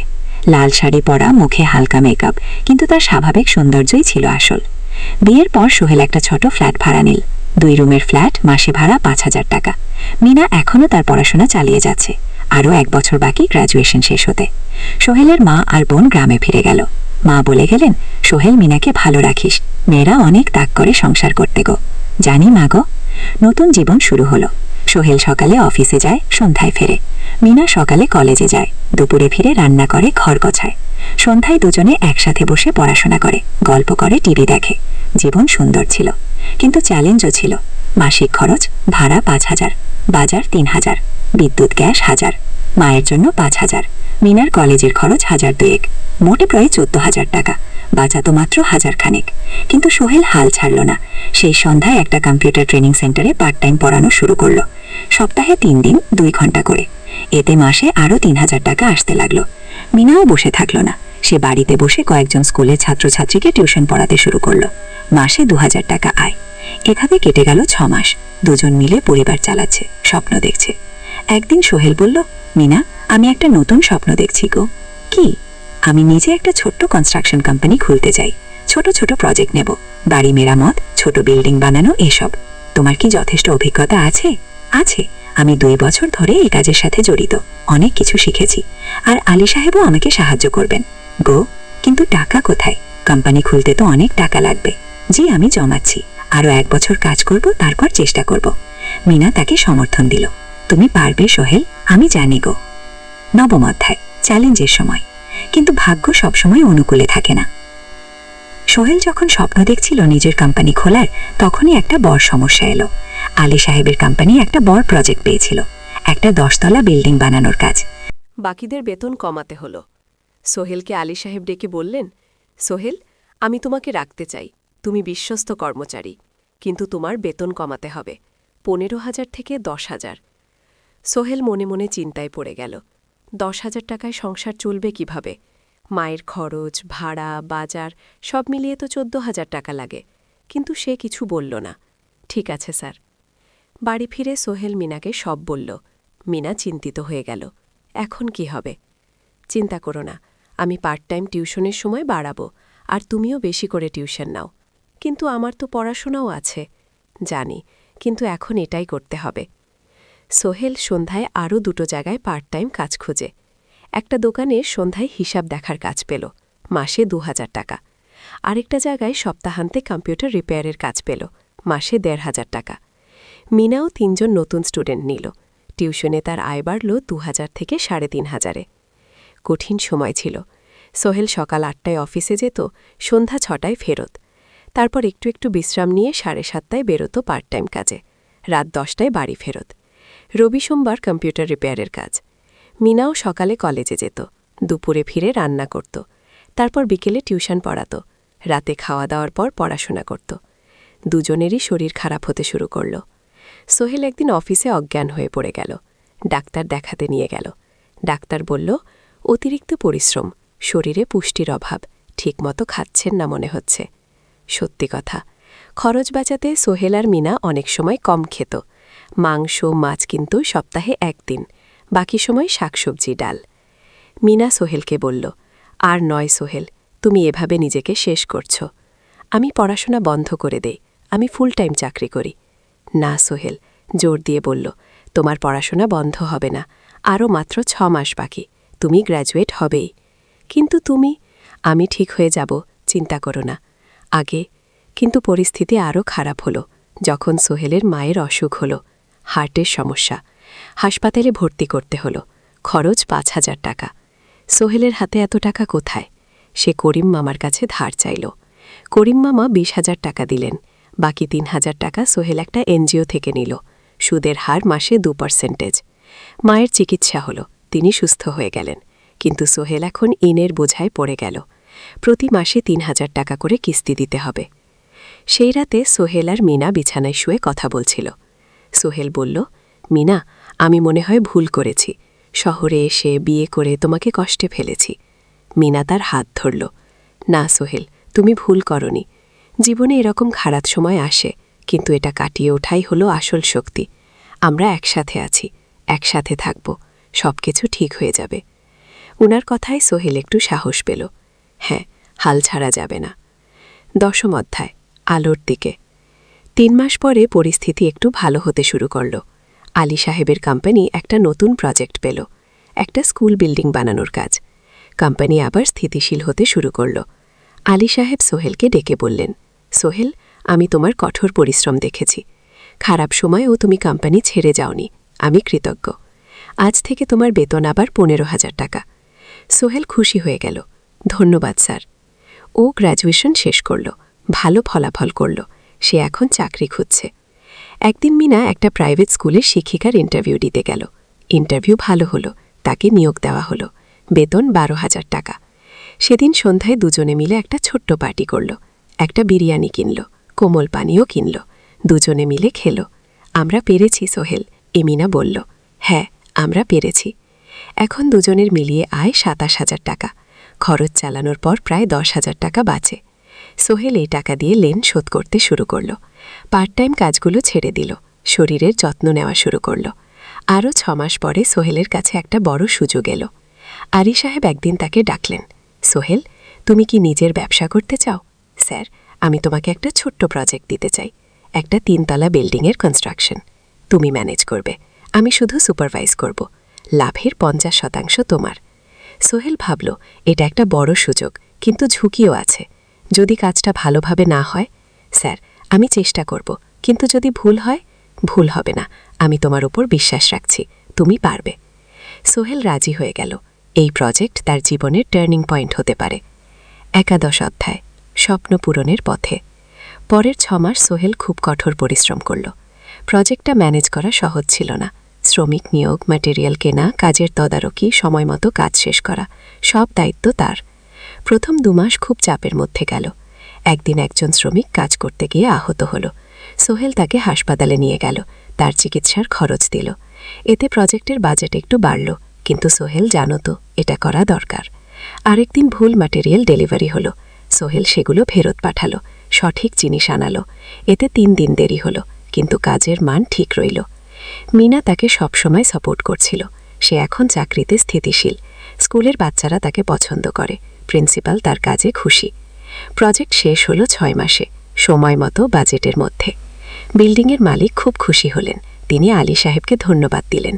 আলী সাহেব বললেন, ধন্যবাদ আমাকে না, এই ছেলেকে দিন। সোহেল পুরো প্রজেক্ট ম্যানেজ করেছে। প্রজেক্ট থেকে মোট লাভ হলো ৩ লাখ টাকা। সোহেল পেল ১.৫ লাখ টাকা। তার জীবনে এত টাকা এই প্রথম। সে করিম মামার লেন শোধ করল, এনজিওর বাকি লেন শোধ করল। তারপর তার মাকে ৫,০০০ টাকা পাঠালো। মা দিয়ে গ্রামের বাড়িটা একটু মেরামত করালো। বোন ঋতুর জন্য একটা ল্যাপটপ কিনল। বাকি টাকা দিয়ে সোহেল একটা ব্যাংক অ্যাকাউন্টে জমা রাখল, ভবিষ্যতের জন্য। আলী সাহেব সোহেলকে আরও ২টো প্রজেক্ট দিলেন, এবার একটু বড়। সোহেল আত্মবিশ্বাসের সাথে সেগুলো শেষ করল। ২ বছর পরে সোহেল সিদ্ধান্ত নিল, এবার নিজের কোম্পানি খোলার সময় এসেছে। ১২ অধ্যায়, নতুন শুরু। সোহেল তার সব জমানো টাকা দিয়ে একটা ছোট্ট অফিস ভাড়া নিল। ২ রুমের অফিস। একটা রুমে কাজের জায়গা, আরেকটাই ছোট্ট মিটিং রুম। অফিসের সামনে একটা বোর্ড লাগালো, Sohel construction and development. Mina তাকে সাহায্য করছিল। সে অফিসের অ্যাকাউন্টস দেখত। সন্ধ্যায় স্কুল থেকে ফিরে দুজন মিলে একটা টিম। প্রথমে ছোট ছোট কাজ নিল, বাড়ি মেরামত, দোকান সংস্কার, ছোট বিল্ডিং কনস্ট্রাকশন। কাজের মান ভালো রাখার চেষ্টা করল, সময় মতো শেষ করল, দাম ন্যায্য রাখল। ধীরে ধীরে সোহেলের সুনাম ছড়িয়ে পড়ল। মানুষ তাকে বিশ্বাস করত, তার কাছে নতুন নতুন কাজ আসতে লাগল। প্রথম বছর খুব কষ্ট হলো, কখনো লাভ হতো, কখনো লস। কিন্তু সোহেল থেমে থাকল না। সে শিখতে লাগলো ব্যবসা কিভাবে চালাতে হয়। দ্বিতীয় বছরে পরিস্থিতি ভালো হলো।